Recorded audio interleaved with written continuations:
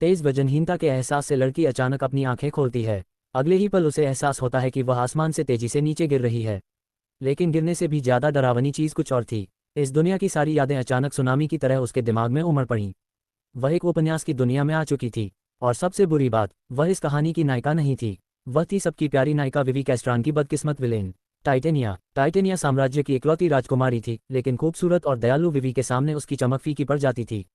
विवी का परिवार कैस्ट्रान द्वीप परिवार उत्तरी सीमा की रक्षा करता था और राक्षसों से लड़ने वाला साम्राज्य का सबसे शक्तिशाली परिवार था। उनकी विरासत शाही परिवार से भी पुरानी थी और मुख्य मैजिक क्रिस्टल खदानों पर उनका नियंत्रण था। इतनी ताकतवर थी उनकी स्थिति कि शाही परिवार भी उन्हें सीधे नियंत्रित नहीं कर सकता था। इसलिए एक राजनीतिक चाल चली गई। टाइटेनिया की शादी ड्यूक के सबसे बड़े बेटे रेमंड कैस्ट्रान से तय कर दी गई। रेमंड सिर्फ 15 साल की उम्र में उत्तरी सीमा की रक्षा करने में सक्षम था। शांत, मजबूत और भरोसेमंद, ऐसा इंसान जिसके पास खड़े होकर किसी को भी सुरक्षा महसूस होती थी। उसके छोटे भाई लिसियन और रास्पे भी धीरे धीरे अपनी असाधारण ताकत दिखाने लगे। लेकिन इस परिवार का असली सितारा थी विवी। वह ड्यूक परिवार की आंखों का तारा थी। उसके कपड़े तक इतने कीमती होते थे कि साम्राज्य की इकलौती राजकुमारी टाइटेनिया भी उन्हें आसानी से हासिल नहीं कर सकती थी। ड्यूक परिवार ने मजबूरी में शादी स्वीकार कर ली, लेकिन अंदर ही अंदर वे हमेशा इस सगाई को खत्म करने का रास्ता खोजते रहे। और तभी कहानी ने सबसे खराब मोड़ लिया। टाइटेनिया रेमंड के प्रति जुनूनी हो गई। लेकिन इस जुनून की शुरुआत रेमंड से नहीं, उसकी अपनी माँ से हुई थी। उसकी माँ, दूसरी महारानी एलेन, कभी किसी और से प्यार करती थी। लेकिन उसकी खूबसूरती देखकर सम्राट ने उसे जबरदस्ती महल में ला लिया और उसके प्रेमी को गुप्त रूप से मरवा दिया। गर्भावस्था के दौरान हुए इस सदमे ने एलेन को पूरी तरह तोड़ दिया। टाइटेनिया को जन्म देने के बाद उसने बीमारी का बहाना बनाकर खुद को कमरे में बंद कर लिया। उसने अपनी बेटी की तरफ दोबारा मुड़कर भी नहीं देखा। सम्राट ने भी टाइटेनिया में रुचि खो दी और पहली महारानी के पास चला गया। इस तरह प्यार की तलाश में भटकती छोटी टाइटेनिया ने अपना पूरा दिल रेमंड को दे दिया। वह उसके पीछे घूमती, दूसरी लड़कियों से बात करने पर झगड़ा करती और यहाँ तक कि अपने बालों से बनाई प्रेम औषधि उसे पिलाने की कोशिश करती। रेमंड का ध्यान पाने के लिए वह हर वक्त ताने मारती और कैस्ट्रान परिवार का अपमान करती। लेकिन जितना ज्यादा वह रेमंड के करीब जाने की कोशिश करती, उतना ही वह उससे दूर होता गया। और फिर वह दिन आया जिसने सब कुछ बदल दिया।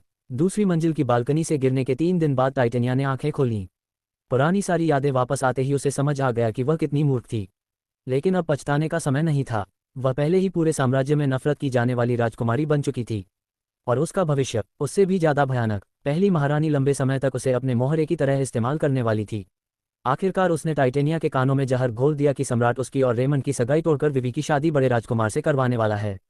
यही बात टाइटेनिया के टूटने की आखिरी वजह बनी। उसने विवी की चाय में जहर डाल दिया। लेकिन नायिका को मारना इतना आसान नहीं था। उसकी योजना असफल हुई और उसका अपराध सबके सामने आ गया। रेमंड ने उससे सवाल किया और टाइटेनिया रोते हुए सिर्फ एक ही बात दोहराती रही, मैं सच में तुमसे प्यार करती हूँ। रेमंड की आवाज़ बर्फ जैसी ठंडी थी। लेकिन तुम हमेशा मुझे ऐसे देखते रहे जैसे मैं फेंका हुआ कचरा हूँ। क्या अब तुम्हें समझ आया कि इतने सालों से मैं तुम्हें किस नज़र से देखता आया हूँ? उस दृश्य की याद आते ही टाइटेनिया का शरीर कांप उठा। उसे आज तक समझ नहीं आया था कि उसने रेमंड के पीछे अपनी जिंदगी क्यों बर्बाद की। और उससे भी ज्यादा, उसने विवी जैसी प्यारी लड़की को आखिर क्यों परेशान किया। लेकिन अब उसे जवाब मिल चुका था। वह बदल चुकी थी। तभी कमरे का दरवाजा खुला और 2 नौकरानियां अंदर आईं। राजकुमारी, कैस्ट्रान परिवार के छोटे ड्यूक आपसे मिलने आने वाले हैं। जल्दी तैयार हो जाए। टाइटेनिया का शरीर एकदम अकड़ गया। रेमंड, उसका भविष्य आंखों के सामने घूम गया। अगर कहानी पहले की तरह चली तो उसका अंत तय था। इस बार नहीं, यह उसकी दूसरी जिंदगी थी और वह अपनी पुरानी गलतियां दोहराने वाली नहीं थी। सबसे पहले रेमंड के साथ यह नफरत भरा रिश्ता खत्म करना होगा। फिर भागने की योजना बनानी होगी। पर्याप्त पैसा इकट्ठा करना होगा और शाही पहचान छोड़कर कहीं दूर एक शांत जिंदगी शुरू करनी होगी। टाइटेनिया ने मन ही मन मुस्कुराते हुए कहा, देखते जाओ, मैं अपनी नई जिंदगी शानदार तरीके से जीऊंगी। तभी नौकरानी नताली बोली, अगर आप अभी भी अस्वस्थ हैं तो धर्माधिकारी को बुलाया जा सकता है। बस दूसरी महारानी को बता दीजिए। टाइटेनिया लगभग हंस पड़ी। 3 दिनों से वह घायल थी, लेकिन एक भी धर्माधिकारी उसे देखने नहीं आया था। अब रेमंड के आने की खबर मिलते ही अचानक सबको उसकी सेहत की चिंता होने लगी थी। कारण साफ था, वे नहीं चाहते थे कि ड्यूक परिवार को पता चले कि शाही परिवार अपनी ही राजकुमारी की उपेक्षा कर रहा था। और नताली, वह पहली महारानी की भरोसेमंद जासूस थी। पहले वाली मासूम टाइटेनिया शायद इस जाल में फंस जाती। लेकिन अब खेल बदल चुका था।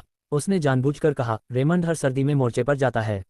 उसने इतने घायल लोगों को देखा होगा कि मेरी चोट उसे कोई खास बात नहीं लगेगी। लेकिन मेरे जैसी घायल होने के बाद भी इतनी खूबसूरत लड़की उसने शायद पहली बार देखी होगी। इसलिए मुझे धर्माधिकारी की जरूरत नहीं, मैं ऐसे ही उससे मिलूंगी। नौकरानियों के चेहरे उड़ गए। और तभी भारी लकड़ी का दरवाजा खुला। छोटे ड्यूक रेमंड आ गए हैं। ठंडे चेहरे वाला रेमंड कमरे में दाखिल हुआ। लेकिन जैसे ही उसकी नज़र टाइटेनिया पर पड़ी, उसके कदम वहीं रुक गए। कुछ देर तक वह बस उसे देखता रहा। ये वह टाइटेनिया नहीं थी जिसे वह जानता था। इससे पहले उसका सहायक कैसियन लगातार कह रहा था कि शायद राजकुमारी बीमारी का नाटक कर रही है। दूसरी मंजिल से गिरकर 3 दिन बेहोश रहना बहुत अजीब है। रेमंड ने शांत स्वर में कहा, यह शाही महल है, अपनी भाषा पर ध्यान दो। अगर वह सिर के बल गिरी हो तो बेहोश हो सकती है। फिर भी उसके मन में शक था। उसे अपने पिता की एक बात याद आई थी, अपनी कमजोरी कभी मत दिखाना। उसके लिए टाइटेनिया से शादी कोई प्रेम कहानी नहीं थी, यह शाही परिवार द्वारा उसके परिवार पर थोपी गई एक राजनीतिक बेड़ी थी। वयस्क होने तक उसे बस इसे निभाना था, लेकिन टाइटेनिया को देखते ही उसे उनकी पहली मुलाकात याद आ गई। 5 साल की छोटी टाइटेनिया उसके सामने खड़ी थी, लंबे सुनहरे बाल, चमकती आंखें और मासूम चेहरा। क्या तुम रेमंड हो? उसकी खूबसूरती देखकर रेमंड पहली बार शिष्टाचार तक भूल गया था। काश वह हमेशा वैसी ही मासूम रहती। लेकिन जैसे जैसे साल बीतते गए, उसका प्यार धीरे धीरे जुनून में बदलता गया। उसे वह जन्मदिन की दावत भी याद थी, जहां नियम के अनुसार उसने जन्मदिन वाली लड़की के साथ पहला डांस किया था। बस इतनी सी बात थी, लेकिन टाइटेनिया बुरी तरह नाराज हो गई थी।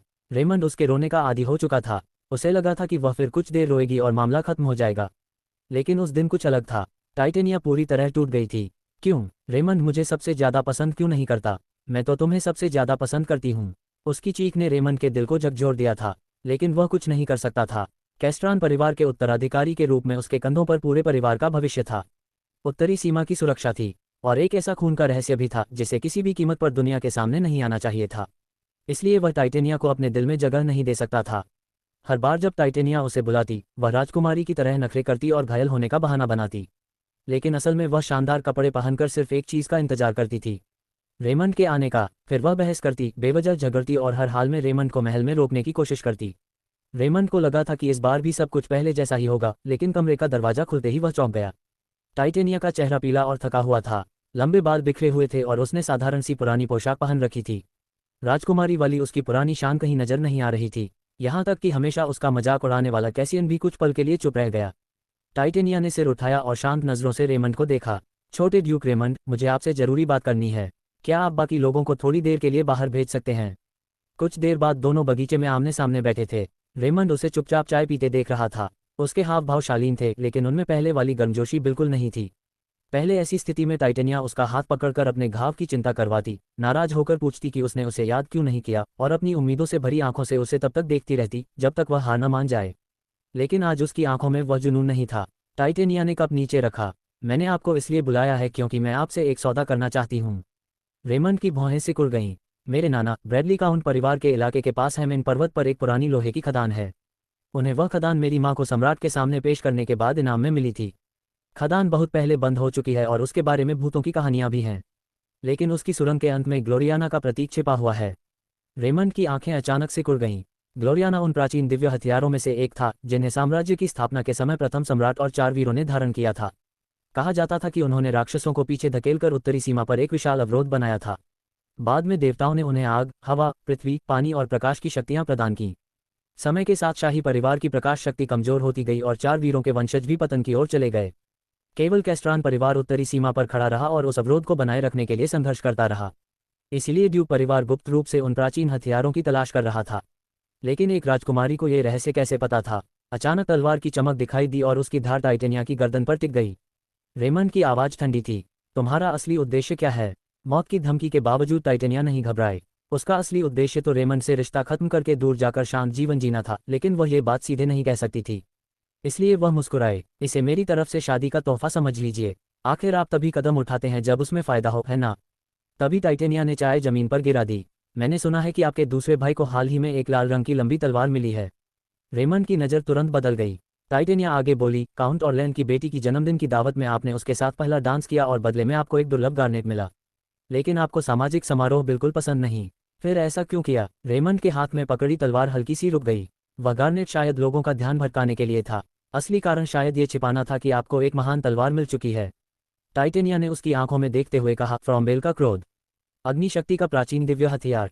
मूल कहानी में यही तलवार रेमंड के छोटे भाई लिसियन के हाथ में जाने वाली थी, लेकिन ड्यूक परिवार ने इसे सामान्य जादुई तलवार बताकर प्रदर्शन कक्ष में रखा था, क्योंकि शाही परिवार ने उन्हें खुले तौर पर दिव्य हथियार इस्तेमाल करने से रोक रखा था। इसलिए उन्होंने गार्नेट और सामाजिक अफवाहों का इस्तेमाल करके सबका ध्यान दूसरी तरफ कर दिया था। टाइटेनिया ने कहा, आपको गार्नेट मिलने और आपके भाई की तलवार बदलने का समय बिल्कुल एक जैसा है। फिर उसने दिखावे के लिए आंखों से आंसू पोंछे। रेमंड तभी कदम उठाते हैं जब उन्हें फायदा हो। मैंने आपके लिए पहले ही तोहफा तैयार किया था, लेकिन आपने अचानक मुझ पर तलवार तान दी। मेरा दिल तो टूट गया। रेमंड काफी देर तक चुप रहा। आखिरकार उसने तलवार म्यान में रख दी। माफ कीजिए, मैंने सीमा पार कर दी। वह टाइटेनिया को ध्यान से देखने लगा। जिस राजकुमारी को मैं जानता था, लगता है उसका असली चेहरा कभी था ही नहीं। आखिर किसने आपको इतनी पूरी तरह बदल दिया? टाइटेनिया हल्का सा मुस्कुराए। अगर सच में जानना चाहते हैं तो रोज पैलेस की दूसरी मंजिल की बालकनी में जाकर सबसे ऊंचे पेड़ को देखिए। मैं बस गलती से सिर के बल गिर गई थी, इसलिए मेरे विचार थोड़े बदल गए हैं। रेमंड उसकी बात समझने की कोशिश करता रहा। आपने उस हथियार की बात पूरी तरह स्पष्ट नहीं की। बदले में आप क्या चाहती हैं? टाइटेनिया ने नजरें नीचे कर लीं। अभी बहुत ज्यादा मांग करना सही नहीं था। रोज पैलेस के नौकर मेरे साथ बेहद लापरवाही से पेश आते हैं। अचानक उसने चाय का कप जमीन पर दे मारा। कप टूटकर चारों ओर बिखर गया। उसके पीले चेहरे पर एक ठंडी मुस्कान उभरी। मुझे एक ऐसा शूरवीर और एक ऐसी नौकरानी चाहिए जो जरूरत पड़ने पर लोगों को बचा भी सकें और मेरी रक्षा भी कर सकें। दूसरी मंजिल की बालकनी से गिरते ही राजकुमारी टिटानिया को अचानक अपनी पिछली जिंदगी की सारी बातें याद आ गईं। उसे एहसास हुआ कि वह एक ऐसी कहानी की दुनिया में आ चुकी है जिसे वह पहले पढ़ चुकी थी। और सबसे बड़ी परेशानी ये थी कि वह कहानी की वही बदनाम भाभी बन चुकी थी, जो प्यारी और सबकी दुलारी नायिका को नुकसान पहुंचाना चाहती थी। अपने पुराने दुखद अंत से बचने के लिए टिटानिया ने अपने मंगेतर और ड्यूक के उत्तराधिकारी रेमंड के साथ एक गुप्त समझौता किया। उसका असली लक्ष्य था शादी का रिश्ता खत्म करना, जितना पैसा मिल सके लेकर महल से दूर निकल जाना और इस दुनिया में अपनी नई पहचान बनाकर आराम की जिंदगी जीना। लेकिन तब तक उसे अपनी पुरानी छवि बनाए रखनी थी। इसलिए टिटानिया ने फिर से वही घमंडी और बिगड़ैल राजकुमारी बनने का नाटक शुरू कर दिया।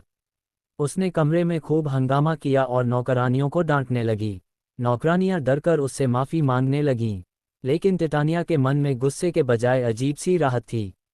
जिन लोगों ने उसकी जिंदगी को मुश्किल बनाया था, उन्हें परेशान करना उसे काफ़ी संतोष दे रहा था। आईने में खुद को देखकर उसने सोचा कि दूसरों की नज़र में शायद वह सच में एक पागल राजकुमारी लगती होगी। लेकिन किसी ने कभी ये जानने की कोशिश ही नहीं की कि वह इतनी परेशान क्यों थी। असल में टिटानिया सिर्फ अपनी माँ का प्यार चाहती थी। जब उसने देखा कि बाकी राजकुमारियों की माताएं अपने बच्चों का कितना ख्याल रखती हैं, तो उसके मन में भी यही उम्मीद पैदा हुई कि शायद उसकी माँ भी उसे देखने आए। इसी वजह से वह एक दिन बालकनी तक पहुंच गई थी। हालांकि वह खुद बहुत डरी हुई थी, लेकिन उसी पल एक नौकरानी की आवाज़ सुनकर वह घबरा गई और बालकनी की पुरानी रेलिंग टूट गई। इसके बाद उसे बचा लिया गया। अब सभी नौकरानियां अचानक उसके साथ बहुत सावधानी से पेश आने लगीं। यहाँ तक कि उसके लिए गर्म चॉकलेट भी लाई गई। टिटानिया ने मन ही मन सोचा, जब उसे इसकी ज़रूरत थी तब किसी ने उसका ख्याल नहीं रखा। अब अचानक सब इतने अच्छे क्यों बन रहे हैं? तभी पहली महारानी क्लेओ वहां पहुंची। वह बेहद खूबसूरत और शाही अंदाज वाली महिला थीं। उन्होंने आते ही टिटानिया के प्रति बहुत प्यार दिखाया, जैसे वह उसकी सबसे प्यारी बेटी हो। लेकिन टिटानिया जानती थी कि क्लेओ इतनी मासूम नहीं थीं। वह पहले टिटानिया को अपने रास्ते से हटाना चाहती थीं, लेकिन परिस्थितियां बदलने के बाद उन्होंने उसे अपने फ़ायदे के लिए इस्तेमाल करना शुरू कर दिया। क्लेओ ने टिटानिया को प्यार से समझाते हुए पूछा कि वह इतनी परेशान क्यों है। टिटानिया ने मासूम बनकर कहा, अगर रेमंड को अब मैं पसंद नहीं आई तो क्या होगा? क्लेओ तुरंत उसकी बातों में आ गईं। टिटानिया जानबूझकर ऐसा दिखा रही थी जैसे उसकी पूरी दुनिया सिर्फ रेमंड के प्यार के इर्द गिर्द घूमती हो। क्लेओ ने उसे समझाया कि रेमंड बहुत व्यस्त है और उसके साथ इस तरह की परीक्षा लेना ठीक नहीं था। टिटानिया ने तुरंत पूछा, तो गलती मेरी थी? क्लेओ ने कहा, हाँ, इस बार गलती आपकी ही थी। टिटानिया ने मासूमियत से पूछा, तो अब मैं उसे कैसे मनाऊं? बस यही सवाल क्लेओ सुनना चाहती थीं। उन्होंने तुरंत एक योजना बना ली। उन्होंने टिटानिया को एक बेहद दुर्लभ तलवार देने की बात कही, जिसका नाम था बेरिस्पाचियो। लेकिन टिटानिया तलवार का नाम सुनते ही समझ गई कि मामला इतना सीधा नहीं है। वह कोई साधारण खजाना नहीं, बल्कि एक खतरनाक शापित तलवार थी। कहानी के मूल रूप में यही तलवार आगे चलकर बड़े राजकुमार ब्रान के लिए विनाश का कारण बनने वाली थी। टिटानिया समझ गई कि क्लेओ शायद इस तलवार का इस्तेमाल करके ड्यूक के परिवार पर अपना प्रभाव बढ़ाना चाहती हैं। लेकिन क्लेओ ने तलवार के बदले टिटानिया से एक और काम मांग लिया। वह चाहती थी कि टिटानिया इस गर्मी में साम्राज्य के दक्षिणी हिस्से में होने वाले धार्मिक समारोह में ब्रान की जगह जाए। अब टिटानिया को असली चाल समझ आ गई। सम्राट के 3 बच्चे थे, पहली महारानी का बेटा ब्रान, महारानी का बेटा एड्रियन और दूसरी महारानी की बेटी टिटानिया। हर गर्मी और सर्दी में शाही परिवार को साम्राज्य के अलग अलग हिस्सों में जाकर एक विशेष धार्मिक समारोह करना पड़ता था। लेकिन इस समय राजकुमारों के बीच उत्तराधिकारी बनने की होड़ चल रही थी। ब्रायन इतनी दूर और खतरनाक जगह पर जाकर अपनी जान जोखिम में नहीं डाल सकता था। लेकिन अगर वह नहीं जाता तो एड्रियन जनता का समर्थन हासिल कर सकता था। इसलिए क्लेयो ने टिटानिया को आगे कर दिया। टिटानिया ने सोचा कि अगर उसे महल से बाहर जाने का मौका मिल रहा है तो शायद यही उसके भागने का सबसे अच्छा अवसर हो सकता है। फिर भी उसने तुरंत हाँ नहीं कहा। उसने डरते हुए पूछा, अगर रास्ते में राक्षस मिल गए तो? क्लेयो ने उसे ताना मारते हुए कहा, साम्राज्य की राजकुमारी होकर इतनी कमजोर बातें करना आपको शोभा नहीं देता। आपके मंगेतर रेमंड तो सीमा पर राक्षसों से लड़ रहे हैं। ये सुनकर टिटानिया अंदर ही अंदर चिढ़ गई, लेकिन बाहर से उसने हामी भर दी। क्लेयो मुस्कुराई और बोली कि उसके साथ एक धार्मिक अधिकारी भी भेजा जाएगा। क्लेयो के जाने के बाद टिटानिया ने गुस्से में सभी नौकरानियों को बाहर कर दिया और बिस्तर पर गिर पड़ी। उसे गर्मियों का समारोह तो महल से बाहर निकलने का अच्छा मौका लग रहा था, लेकिन असली समस्या सर्दियों का समारोह था। इन धार्मिक समारोहों का असली उद्देश्य कभी अंधकार की शक्ति को रोकने और जादुई सील को मजबूत करना था। कहा जाता था कि पुराने समय में 5 महान वीर परिवारों ने मिलकर राक्षसों से लड़ाई की थी।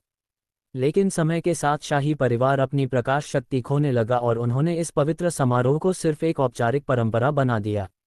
बाकी वीर परिवार भी धीरे धीरे कमजोर होते गए। सिर्फ कैस्टरन ड्यूक परिवार अब भी पुराने वीर परिवारों की रक्षा कर रहा था और उनकी शक्ति को जीवित रखे हुए था। इसीलिए सर्दियों का असली समारोह कैस्टरन की भूमि पर होता था, और अगर टिटानिया को उसमें शामिल होना पड़ा तो उसे लंबे समय तक कैस्टरन ड्यूक के महल में रहना पड़ेगा। ये सोचकर ही वह परेशान हो गई। उसने अकेले बिस्तर पर लेटे हुए सोचा, काश मैं घर वापस जा पाती, काश मैं अपने माता पिता से मिल पाती। उधर कैस्टरन ड्यूक के महल में माहौल बिल्कुल अलग था। ड्यूक ओल्टो अपने बड़े बेटे रेमंड के सामने बेहद गंभीर होकर खड़े थे। उनकी आवाज़ में गुस्सा साफ दिखाई दे रहा था। उन्होंने रेमंड से कहा, मुझे अपने इस काम का एक उचित कारण बताओ। तुमने मुझे बताए बिना इतनी बड़ी कार्रवाई करने की हिम्मत कैसे की? और यहीं से टिटानिया और रेमंड के बीच हुए उस गुप्त समझौते की असली कहानी सामने आने वाली थी। टिटानिया, जो पहले रेमंड के पीछे पड़ी रहने वाली एक जिद्दी और घमंडी राजकुमारी थी, अचानक पूरी तरह बदल चुकी थी।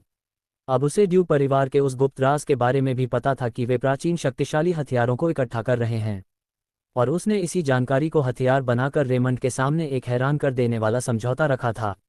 रेमंड इस बदलाव से हैरान भी था और सावधान भी। जब ड्यूक ओल्टो को पता चला कि रेमंड ने बिना बताए एक सुनसान खदान तक जाकर मामले की जांच की है, तो वह बेहद नाराज हुए। उन्होंने पूछा, तुमने मुझे बताए बिना वहां जाने की हिम्मत कैसे की? आखिर तुम्हारे दिमाग में चल क्या रहा था? रेमंड ने शांत आवाज में कहा, मैं बस जल्दबाजी में कोई फैसला लेकर परिवार के लिए परेशानी खड़ी नहीं करना चाहता था। ड्यूक ने उसे गौर से देखा। कहीं तुम्हें उस राजकुमारी पर तरस तो नहीं आने लगा, जिसे तुम हमेशा परिवार के लिए बेकार बोझ समझते थे? रेमंड कुछ पल चुप रहा, फिर उसने जवाब दिया, मैंने सिर्फ परिवार के फायदे को देखते हुए फैसला लिया है। लेकिन ड्यूक समझ चुके थे कि बात सिर्फ इतनी नहीं थी। रेमंड हमेशा से परिवार की जिम्मेदारियों में डूबा रहा था। उसने कभी किसी लड़की या रिश्ते को अपने काम के बीच आने नहीं दिया था। यहाँ तक कि अपनी मंगेतर टिटानिया को भी वह हमेशा नज़रअंदाज करता रहा। लेकिन अब पहली बार उसके मन में उस राजकुमारी को लेकर कुछ बदल रहा था। ड्यूक ने सोचा कि शायद उसे अभी सब कुछ बताना ठीक नहीं होगा।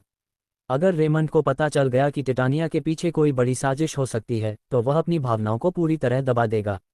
इसलिए ड्यूक ने फिलहाल उसे एक मौका देने का फैसला किया। उधर रात में ड्यूक अकेले अपनी पत्नी की पुरानी तस्वीर देख रहे थे।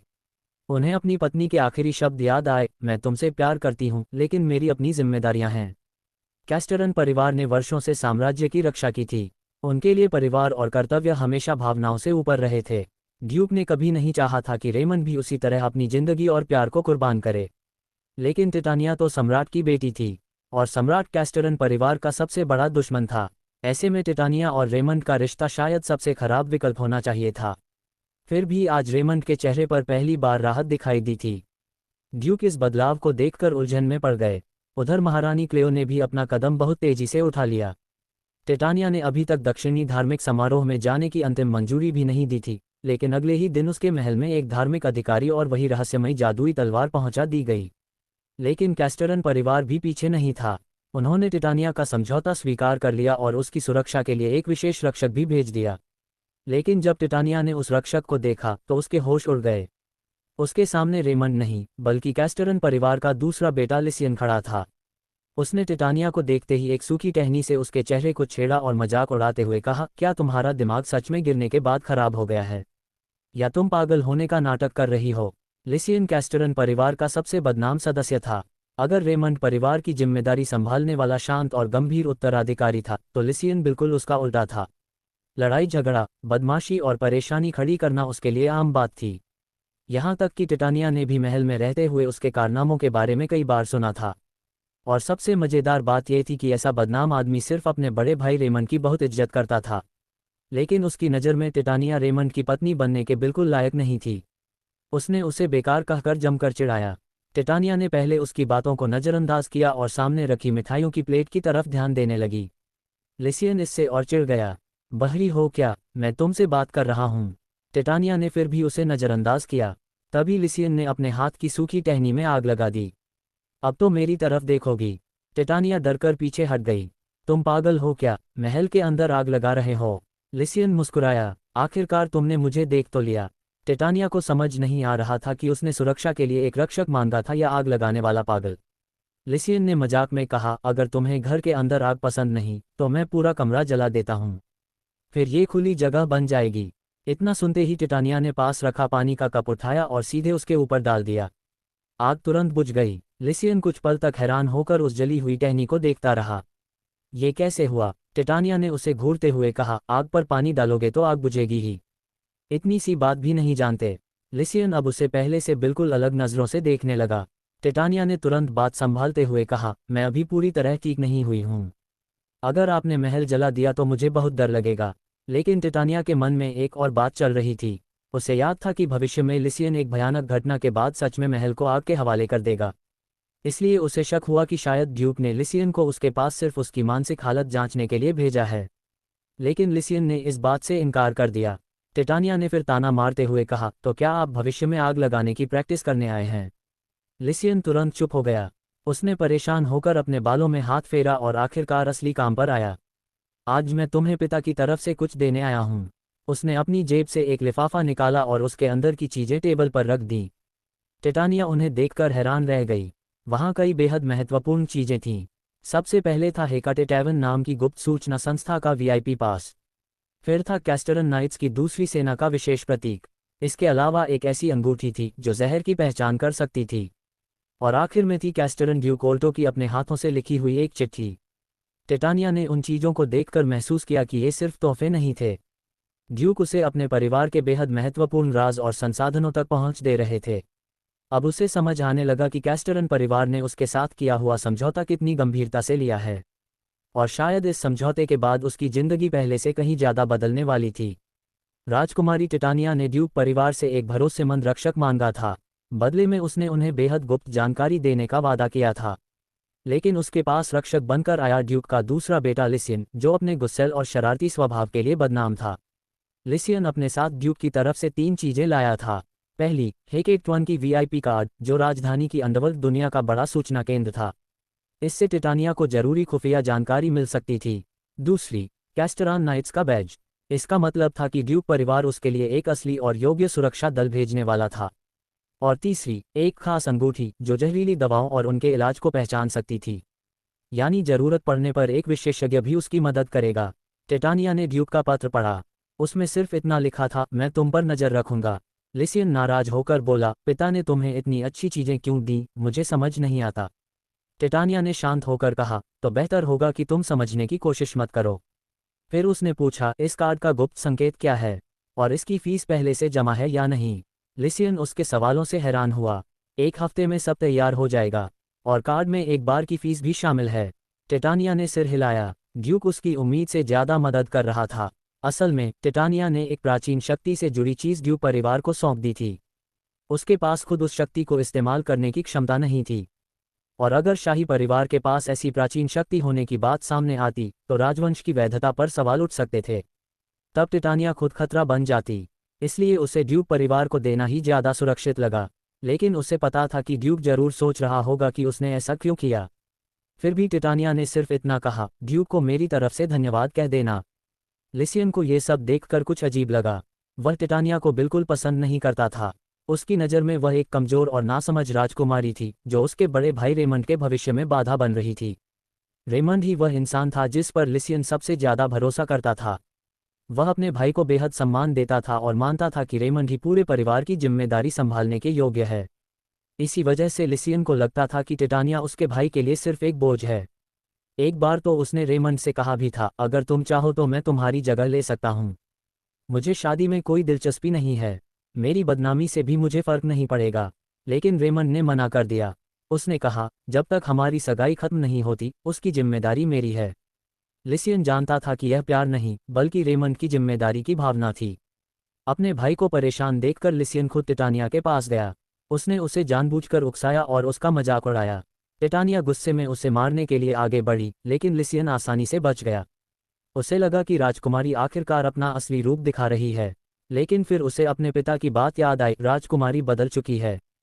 तुम खुद जाकर देखो। लिसियन ने उसे और उकसाया, लेकिन टिटानिया लगातार शांत रही। यहाँ तक कि उसने आग जलाकर उसे डराने की कोशिश की। लेकिन टिटानिया ने सिर्फ एक कप पानी से आग बुझा दी। लिसियन हैरान रह गया। कुछ तो गड़बड़ थी। उसने टिटानिया को गौर से देखा और पूछा, तुम सच में टिटानिया हो? टिटानिया मुस्कुराई और बोली, नहीं, टिटानिया तो मर चुकी है। अब तुम्हारे सामने उसकी आत्मा है। अचानक लिसियन को एक अजीब दृश्य दिखाई देने लगा। उसने टिटानिया को एक भयानक स्थिति में देखा। वह खुद को निर्दोष साबित करने की कोशिश कर रही थी। मुझे सच में नहीं पता था कि वह दवा जहरीली थी। लिसियन ने गुस्से में कहा, बहाने मत बनाओ। वह दवा महारानी ने खुद दी थी। तुम्हें शक क्यों नहीं हुआ? फिर उसने उससे पूछा, क्या तुम चाहती थी कि रेमंड के अलावा बाकी सभी लोग तुम्हारी जिंदगी से गायब हो जाएं? टिटानिया ने घबरा कर कहा, नहीं, ऐसा नहीं था। लेकिन लिसियन ने कठोरता से कहा, तुम चाहे कुछ भी कर लो, तुम्हें रेमंड का प्यार कभी नहीं मिलेगा। उसके बाद वह दृश्य अचानक गायब हो गया। लिसियन ने देखा कि वह फिर उसी कमरे में था। क्या वह सिर्फ भ्रम था? उसने टिटानिया की तरफ देखा। उसका चेहरा उसे उस रहस्यमयी दृश्य की लड़की जैसा ही लगा। तभी टिटानिया ने पूछा, ड्यूक ने और कुछ कहा है? नहीं, तो तुम सिर्फ सामान देने आए थे। लिसियन को लगा कि वह फिर रेमंड के बारे में पूछ रही है। वह गुस्सा होने ही वाला था कि टिटानिया ने कहा, जाने से पहले एक बार पागल कुत्ते की तरह व्यवहार करोगे? लिसियन हैरान रह गया। टिटानिया मुस्कुराए, हमें ऐसा झगड़ा करना होगा कि किसी को हमारी असली साझेदारी पर शक न हो। टिटानिया समझ चुकी थी कि ड्यूक परिवार के साथ उसका समझौता अभी गुप्त रखना जरूरी है। अगर लोगों को उनके बीच की सच्चाई पता चल गई तो शाही परिवार तुरंत उस पर नजर रखेगा। और लिसियन की खराब छवि उनके लिए सबसे अच्छा पर्दा थी। दोनों जितना झगड़ेंगे उतना ही लोग उनके असली रिश्ते पर शक नहीं करेंगे। टिटानिया ने जमीन से जली हुई लकड़ी उठाई और लिसियन से कहा, इसमें आग लगा दो।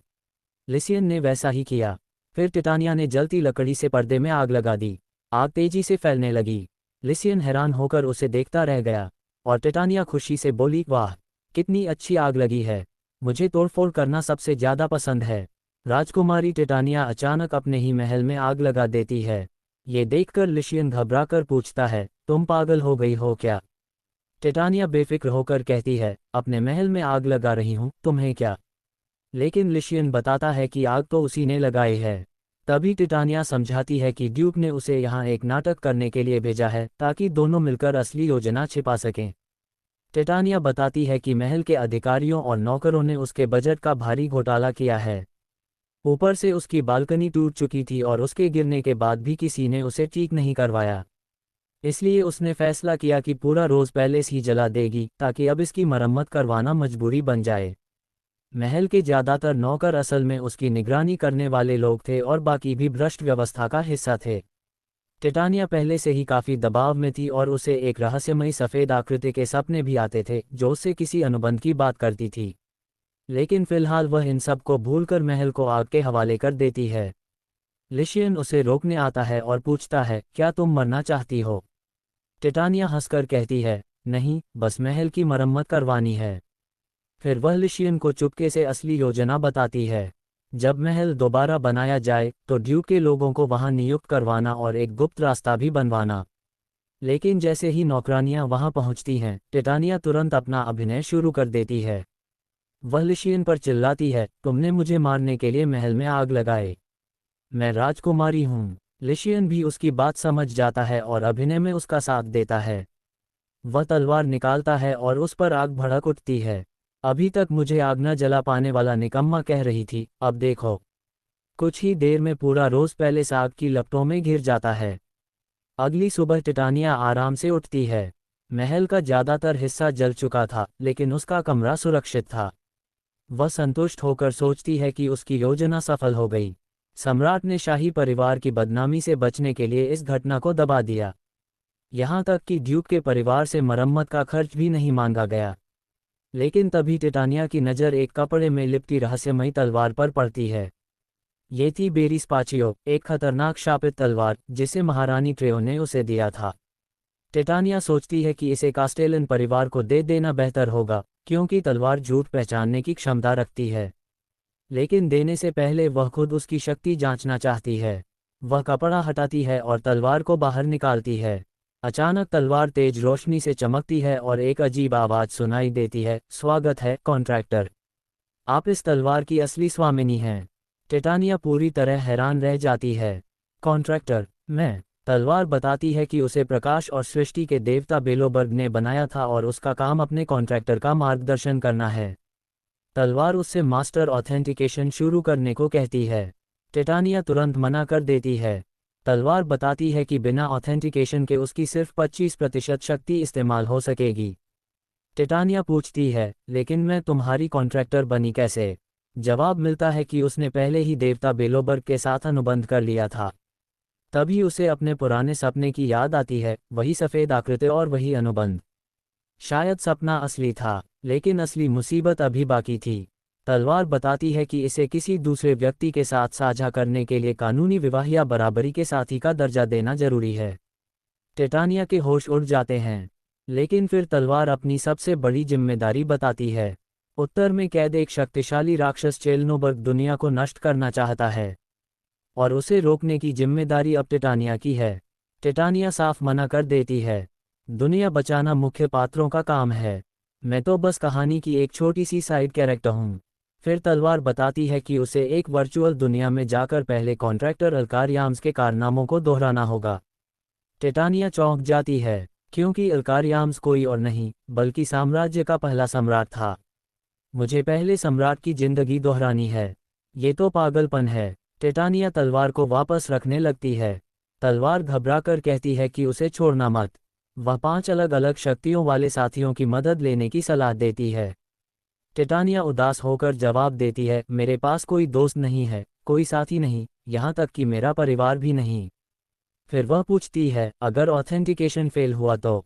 तलवार जवाब देती है कि उसकी चेतना हमेशा के लिए एक खाली जगह में कैद हो जाएगी। टिटानिया तुरंत फैसला करती है, फिर तो अलविदा ही बेहतर है। तलवार आखिरी कोशिश करती है। वह बताती है कि वह लोगों की मानसिक स्थिति पढ़ सकती है, उनकी लोकेशन बता सकती है और राक्षसों की कमजोरियां भी खोज सकती है। टिटानिया मानती है कि ये शक्तियां बेहद उपयोगी हैं, लेकिन उसे लगता है कि ये तलवार कास्टेलन परिवार के लिए ज़्यादा सही होगी। इसलिए वह उसे वापस म्यान में रख देती है। तलवार की आवाज़ भी तुरंत बंद हो जाती है। टिटानिया सोचती है कि मूल कहानी में ऐसी कोई तलवार थी ही नहीं। फिर भी मुख्य पात्रों को अपना सुखद अंत मिल गया था, तो वह अपनी जिंदगी जोखिम में डालकर दुनिया बचाने की कोशिश क्यों करे? उसका फैसला साफ था, मुख्य पात्रों की खुशी देखना और फिर चुपचाप इस कहानी से दूर चले जाना। लेकिन तभी एक नौकरानी उसके पास आती है।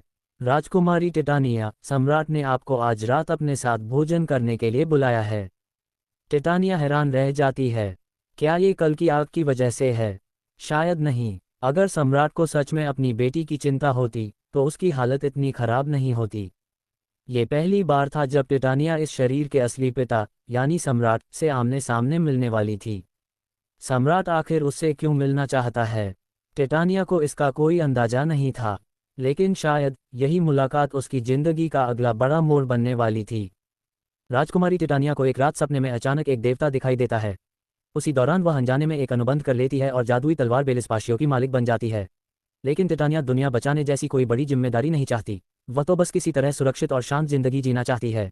इसलिए अब वह सोच रही थी कि इस मुसीबत को कैस्टेलन ड्यूक परिवार के सिर कैसे डाला जाए। तभी उसे सम्राट के साथ दिन का निमंत्रण मिलता है। पहली राजकुमारी टिटानिया उपस्थित हैं। भारी दरवाजे खुलते हैं और पुनर्जन्म के बाद पहली बार टिटानिया अपने इस शरीर के पिता यानी सम्राट के सामने पहुंचती है। सम्राट उसे देखकर कहता है, देर हो गई टिटानिया। टिटानिया पहले पिताजी कहने वाली थी, लेकिन तुरंत संभल कर बोली, माफ कीजिए सम्राट महाराज। सम्राट हंसते हुए कहता है, सम्राट महाराज क्यों? बीमार होने के बाद तो तुम समझदार हो गई हो, मुझे पिता कह सकती हो। टिटानिया बाहर से खुश होने का नाटक करती है, लेकिन मन ही मन सोचती है, वाह, जब मैं 3 दिन तक बेहोश थी तब तो ये देखने तक नहीं आया, और अब अचानक आदर्श पिता बन रहा है। वह देर से आई थी इसलिए उसे डांट पड़ सकती थी, लेकिन तभी उसने देखा कि पहली महारानी क्लेओ के पास वाली सीट भी खाली है, यानी पहला राजकुमार ब्रान भी अभी तक नहीं आया था। ऐसे में सिर्फ उसे डांटने से सम्राट की पक्षपात वाली छवि सामने आ जाती, इसलिए मामला वहीं खत्म हो गया। टिटानिया अपनी जगह बैठ गई। उसके पास एक और खाली कुर्सी थी। वह उसकी माँ दूसरी महारानी की जगह थी, लेकिन उसकी माँ हमेशा बीमार होने का बहाना बनाकर उससे दूर रहती थी। दिन में उसका न आना अब सामान्य बात बन चुका था। सम्राट ने उसके लिए सीट जरूर रखी थी, लेकिन टिटानिया जानती थी कि यह सिर्फ लोगों के सामने प्यार करने वाले पति की छवि बनाए रखने के लिए था। तभी पहली महारानी क्लेओ ने चिंता जताते हुए कहा, सुना है आप बहुत बीमार थी राजकुमारी। अच्छा हुआ आपकी सुंदरता पर कोई असर नहीं पड़ा। कल महल में काफी हंगामा हुआ था, इसलिए मैं आपसे मिलने नहीं आ सकी। मुझे माफ कीजिए। टिटानिया तुरंत समझ गई कि क्लेओ असल में पिछली घटना और जादुई तलवार वाली बात छिपाना चाहती है, और इसका मतलब यह भी था कि क्लेओ चाहती थी कि टिटानिया खुद आगे बढ़कर दक्षिण में होने वाले बलिदान समारोह की जिम्मेदारी मांगे। टिटानिया की नज़र सामने बैठे महारानी और दूसरे राजकुमार एड्रियन पर पड़ी। तभी एड्रियन की हल्की हरी आंखों से उसकी नज़र मिल गई। उसकी आंखों में साफ सवाल थे। पुरानी टिटानिया होती तो अब तक महल में हंगामा खड़ा कर चुकी होती, लेकिन आज वह इतनी शांत थी कि एड्रियन को और ज्यादा शक होने लगा। टिटानिया ने मन में कहा, कितनी परेशानी है, और अगले ही पल उसके चेहरे पर आंसू आ गए। पिता, कैस्टेलन परिवार का वह पागल आदमी लिसियन, उसने मेरा अपमान किया। उसने तो शाही परिवार की इज्जत को पैरों तले कुचल दिया। वह बोली, मैंने तो उनके लिए इतने प्यार से चाय और नाश्ता तैयार किया था। फिर उसकी आंखों से आंसू निकल पड़े, लेकिन उसने कहा कि मेरा चेहरा भी रोज पैलेस की तरह बदहाल है। ये सुनते ही सम्राट का चेहरा बदल गया। अगर लिसियन और टिटानिया का झगड़ा होता तो वह उसे बच्चों की लड़ाई समझकर छोड़ देता, लेकिन रोज पैलेस का अपमान पूरे शाही परिवार का अपमान था। ऊपर से सम्राट के मन में कैस्टेलन परिवार की ताकत को लेकर पहले से ही गहरीहीन भावना थी। वह तुरंत बोला, लगता है मेरी बेटी को बहुत दुख हुआ है। मैं तुम्हारी बात समझ गया। रोना बंद करो। टिटानिया ने और दुखी होकर कहा, मैं बहुत बेकार बेटी हूँ पिता। सम्राट अचानक चिल्लाया, मैंने कहा रोना बंद करो, लेकिन अगले ही पल उसने फिर अपना चेहरा बदल लिया और प्यार से कहा, सुना है रोज पैलेस आग लगने के बाद रहने लायक नहीं रहा। ठीक है, इसी बहाने इसे और शानदार बनवा देते हैं ताकि कैस्टेलन परिवार दोबारा इसे छोटा समझने की हिम्मत न करे। टिटानिया तुरंत खुश होकर बोली, पिता ही मेरे लिए सबसे अच्छे हैं। लेकिन मन में वह सोच रही थी, खुद ड्यूक परिवार के सामने खड़े होने की हिम्मत नहीं है और अब बड़ा बनने का नाटक कर रहा है। फिर भी रोज पैलेस की मरम्मत सम्राट के लिए फायदे का सौदा थी। इससे उसे ड्यूक परिवार का एहसान भी मिल जाता और वह खुद को दयालु पिता भी दिखा सकता था। तभी महारानी ने पूछा, रोज पैलेस की मरम्मत के दौरान राजकुमारी रहेंगी कहाँ? क्लेओ तुरंत मुस्कुराकर बोली, अरे मैं तो भूल ही गई थी। गर्मियों का बलिदान समारोह आने वाला है और ब्रान भी दक्षिण जाने वाला है। उस समय मेरा डेजी पैलेस खाली रहेगा, राजकुमारी वहां रह सकती हैं। टिटानिया उसके इरादे समझ गई। कितनी चालाक है, हर चीज में अपना फायदा। लेकिन उसने सोचा कि जब उसे आखिरकार दक्षिण जाना ही है तो क्यों न इसी मौके का फायदा उठाया जाए। वह बोली, महारानी आपके निमंत्रण के लिए धन्यवाद, लेकिन मैं आपको परेशान नहीं करना चाहती। पिता ने मेरे लिए इतना कुछ किया है, जबकि मैंने अपने दोनों भाइयों की तरह शाही परिवार के लिए कोई योगदान नहीं दिया। फिर उसने सम्राट से कहा, इसलिए मैं दोनों भाइयों की जगह दक्षिण जाकर इस बार के बलिदान समारोह का संचालन करना चाहती हूँ। सम्राट और महारानी दोनों हैरान रह गए, लेकिन अगले ही पल सम्राट जोर से हंस पड़ा। बहुत अच्छा, बिल्कुल सही, तुम समारोह के लिए दक्षिण चली जाओगी और इसी दौरान रोज पैलेस की मरम्मत भी हो जाएगी। इतनी परेशानी सहने के बाद भी तुम अपने पिता के बारे में सोच रही हो। हमारी टिटानिया सच में बहुत आज्ञाकारी बेटी है। असल में सम्राट दोनों राजकुमारों की दक्षिण जाने को लेकर चल रही राजनीति से परेशान था। अब टिटानिया को भेजकर उसकी दोनों समस्याएं हल हो रही थीं। तभी आवाज आई, पहले राजकुमार ब्रान उपस्थित हैं। दरवाजा खुला और ब्रान पूरे आत्मविश्वास के साथ अंदर आया। टिटानिया ने घड़ी देखी, वह पूरे 30 मिनट देर से आया था। वह मन ही मन सोचती है, आखिर इसे इतनी हिम्मत कहाँ से मिलती है कि सम्राट को आधे घंटे इंतजार करवाए। तभी सेवक एक विशाल जंगली सुआ को उठाकर मेज पर रख देते हैं। ब्रान गर्व से बोला, पिता की लंबी उम्र के लिए मैं अपने हाथों से शिकार किया हुआ ये जंगली सुआ भेंट कर रहा हूँ। कृपया इसे स्वीकार करें। सम्राट खुशी से खिल उठा। ब्रान, तुम हमेशा इतने बहादुर रहे हो, तुम्हारे सामने तो राक्षस भी डरकर भाग जाएंगे। टिटानिया ये देखकर हैरान थी, इस आदमी की आंखों पर सच में पर्दा पड़ा है। ब्रान आधे घंटे देर से आया था और उसके शरीर से शराब की तेज गंध भी आ रही थी। टिटानिया को शक था कि वह बाहर मौज मस्ती कर रहा था और किसी तरह जंगली सुआ का इंतजाम करके यहाँ पहुंच गया। लेकिन सम्राट को कुछ दिखाई नहीं दे रहा था। उसे लगता था कि ब्रान की ताकत कैस्टेलन परिवार के बराबर है। असल में ब्रान की तलवारबाजी सिर्फ दिखावा थी और संभवतः उस जंगली सुआ को भी किसी और ने काबू किया था। फिर भी सम्राट खुद को धोखा देने में खुश था। क्लेओ ने मुस्कुराकर कहा, क्यों न आज हम तीनों इसी जंगली सुआ के साथ एक पारिवारिक डिनर करें। टिटानिया ने महारानी की ओर देखा। उनका चेहरा और ज्यादा गंभीर हो चुका था। एक तरफ सम्राट, क्लेओ और ब्रान खुशी से बातें कर रहे थे, जबकि दूसरी तरफ महारानी, एड्रियन और टिटानिया खुद को इस भव्य हॉल में बिल्कुल बेकार महसूस कर रहे थे। टिटानिया ने आखिरकार कहा, पिता, क्या मैं पहले जा सकती हूँ? मुझे दक्षिण के बलिदान समारोह की तैयारी करनी है। सम्राट ने अनुमति दे दी। ठीक है, वापस जाकर अच्छी तरह आराम करना। टिटानिया बाहर निकलने लगी, लेकिन तभी पीछे से एक ठंडी आवाज आई, टिटानिया। वह मुड़ी। वहां दूसरा राजकुमार एड्रियन खड़ा था। उसकी हल्की हरी आंखों में अब भी वही रहस्यमयी जिज्ञासा थी। वह धीरे से बोला, बहुत समय हो गया है, क्या तुम अपने भाई के साथ एक कप चाय पीना चाहोगी? राजकुमारी टिटानिया में आए इस अचानक बदलाव को देखकर लिशियन पूरी तरह उलझ गया था। आखिर उस पागल औरत को हुआ क्या है? क्या उसने कोई गलत दवा खा ली है? या मरकर वापस आने के बाद पूरी तरह बदल गई है। वह बेचैनी में अपने बाल खींचने लगा। मैं क्या बोल रहा हूँ? कहीं मैं भी पागल तो नहीं हो गया? बड़े भाई, मुझे एक मुक्का मारकर देखो। रेमन ने काम से नजर उठाई। मुझे तो लगता है गलत दवा तुमने खाई है। लिशियन गंभीर होकर बोला, लेकिन आपने भी उसका बदलाव महसूस किया है। इस मामले को हल्के में नहीं लेना चाहिए। रेमन ने आह भरी। अगर तुमने मुझे परेशान करना जारी रखा तो कल मैं विवी के साथ महल नहीं जा पाऊंगा। सच में विवी को साथ ले जा रहे हो? रेमन ने सिर हिलाया। पिता ने अनुमति दे दी है, और विवी खुद भी जाना चाहती है। विवी का नाम सुनते ही लिशियन का चेहरा नरम पड़ गया। कैस्ट्रल परिवार में आने के बाद विवी मानो उनके लिए सौभाग्य बन गई थी। उसने परिवार के नाम पर धोखा देने वालों को पकड़वाया, मुख्य दासी के बुरे कामों का पर्दाफाश किया और हमेशा पुस्तकालय में बंद रहने वाले लास्पे को भी बाहर निकाल लाए। यहाँ तक कि डरावने ड्यूक पिता के सामने भी वह मुस्कुराते हुए जाती थी। अपनी चिट्ठी और बनाई हुई उलोंग चाय देकर उसने उनके पुराने दर्द को भी कम कर दिया था। सबसे खास बात थी उसका सच्चा दिल। वह हर छोटी अच्छाई की कद्र करती थी और चाहती थी कि उसके आसपास हर कोई खुश रहे। बड़े भाई, अगर लास्पे लड़की होता तो क्या वह भी इतना प्यारा होता? बेकार की बातें मत करो। लिशियन फिर गंभीर हो गया। तो क्या कल उस पागल राजकुमारी से भी मिलना पड़ेगा? रेमन ने शांत स्वर में कहा। ऊपरी तौर पर मैं महल की सुरक्षा टुकड़ी में अपने एक दोस्त से मिलने जा रहा हूँ। साथ जाने वालों की सूची कोई ध्यान से नहीं देखेगा। लिशियन तुरंत समझ गया। वे विवी को चुपचाप महल में ले जा सकते थे, लेकिन रेमन के मन में भी टिटानिया को लेकर सवाल थे। वह लड़की अब पहले जैसी नहीं रही थी। दुश्मन है या दोस्त, ये कहना मुश्किल था। उसकी वह मुस्कान, जो अगले ही पल टूट जाने जैसी लगती थी, रेमन के मन से भी नहीं निकल रही थी।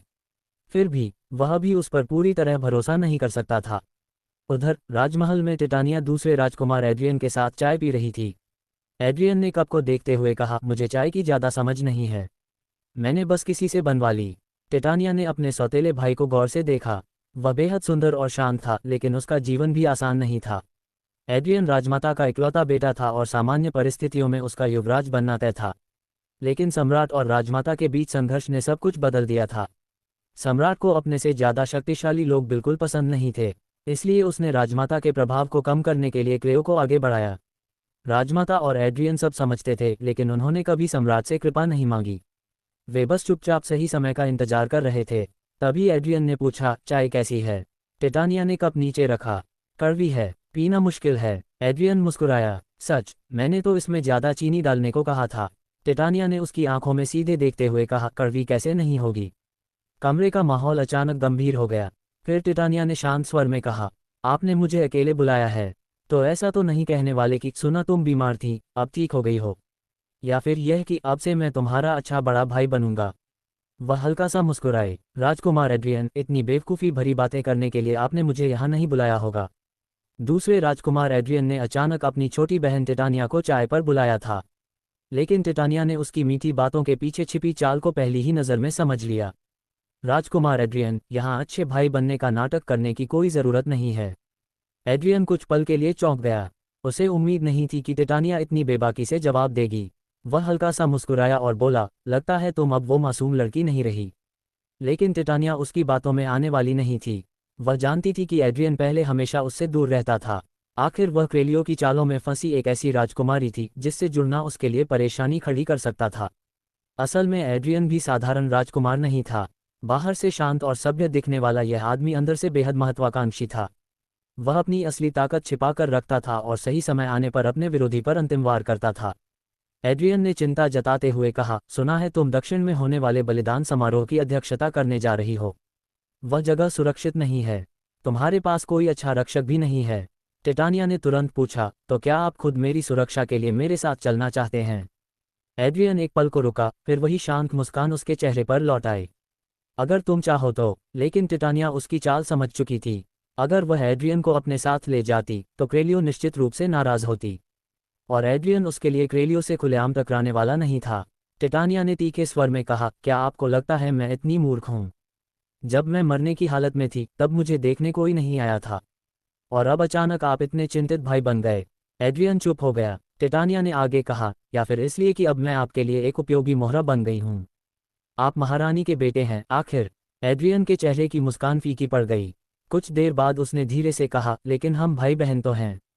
टिटानिया ने तुरंत जवाब दिया, जिस तरह आपने कभी ब्रान को अपना भाई नहीं माना, उसी तरह आपने मुझे भी कभी अपनी बहन नहीं समझा।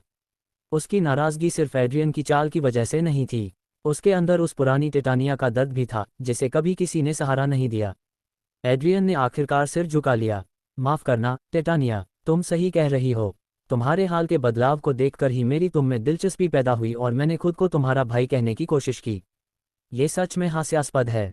फिर उसने अपनी मजबूरी समझाई। मैं और मेरी माँ भी इस महल में सुरक्षित स्थिति में नहीं हैं। इसलिए हमें हर कदम सोच समझकर उठाना पड़ता है।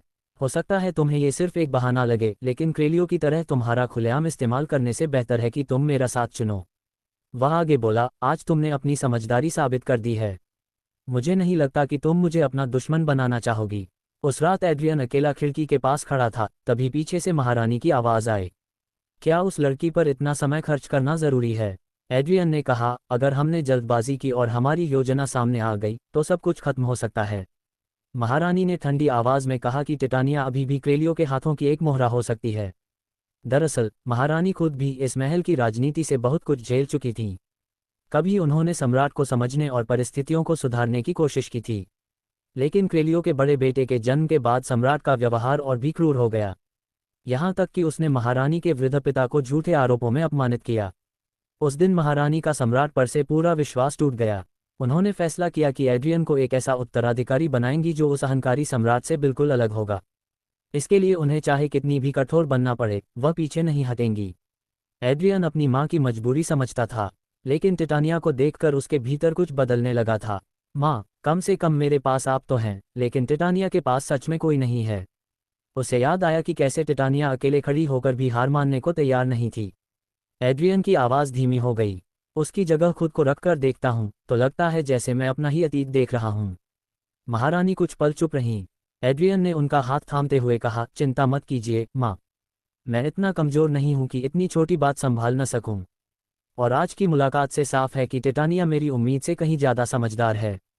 उसने जिस छोटी राजकुमारी ने महल की साजिशों के बीच अकेले जीना सीखा था, आखिरकार उसने दूसरे राजकुमार एड्रियन के दिल में थोड़ी सी सहानुभूति जगा ही दी। वह जानता था कि यह रिश्ता पूरी तरह स्वार्थ पर आधारित है, फिर भी उसने टिटानिया के सामने दोस्ती का हाथ बढ़ा दिया। उधर महल की लाइब्रेरी में टिटानिया तलवार बेलिस पाशियो के बारे में जानकारी खोज रही थी, लेकिन उसे कुछ खास नहीं मिला। हाल ही में उसकी परेशानियां लगातार बढ़ती जा रही थीं। पहले रहस्यमयी तलवार ने उसके साथ की युकिया और अब एड्रियन अचानक उसका साथ देने लगा था। काफ़ी सोचने के बाद टिटानिया ने एड्रियन के साथ अस्थायी गठबंधन स्वीकार कर लिया। आखिर क्लेयो के खिलाफ सीधे जाना ज़्यादा खतरनाक था। कम से कम एड्रियन अभी पूरी तरह निर्दयी नहीं बना था। टिटानिया को बस उम्मीद थी कि उसने गलत चाल नहीं चली। लाइब्रेरी से निकलने के बाद वह बगीचे में टहलने लगी। तभी अचानक एक छोटी सी बच्ची उसके सामने से भागती हुई निकली। वह कोई और नहीं बल्कि कैस्टेलान परिवार की प्यारी गोद ली हुई बेटी वीवी थी। टिटानिया हैरान रह गई, वीवी यहाँ कैसे पहुंची? और इससे भी बड़ी समस्या ये थी कि वह सीधे महल के उस भूल भुलैया वाले बगीचे की तरफ जा रही थी जहाँ कभी शाही परिवार मोशोह पालता था। अब वहाँ पुराने मोशोह आज़ाद घूमते थे। भले ही उन्हें भूमिगत भूल भुलैया में सीमित रखा गया था, लेकिन वहां जाना बेहद खतरनाक था। टिटानिया ने सोचा, आखिर वह वीवी के पीछे क्यों जाए? वह उसकी कौन लगती है? लेकिन तभी उसे याद आया कि वीवी अभी सिर्फ 7 साल की बच्ची है। आखिरकार टिटानिया अपने डर को दबाकर उसके पीछे चली गई। अचानक जमीन में एक बड़ा गड्ढा खुला और वीवी उसमें गिर गई। टिटानिया ने बिना सोचे तुरंत छलांग लगा दी।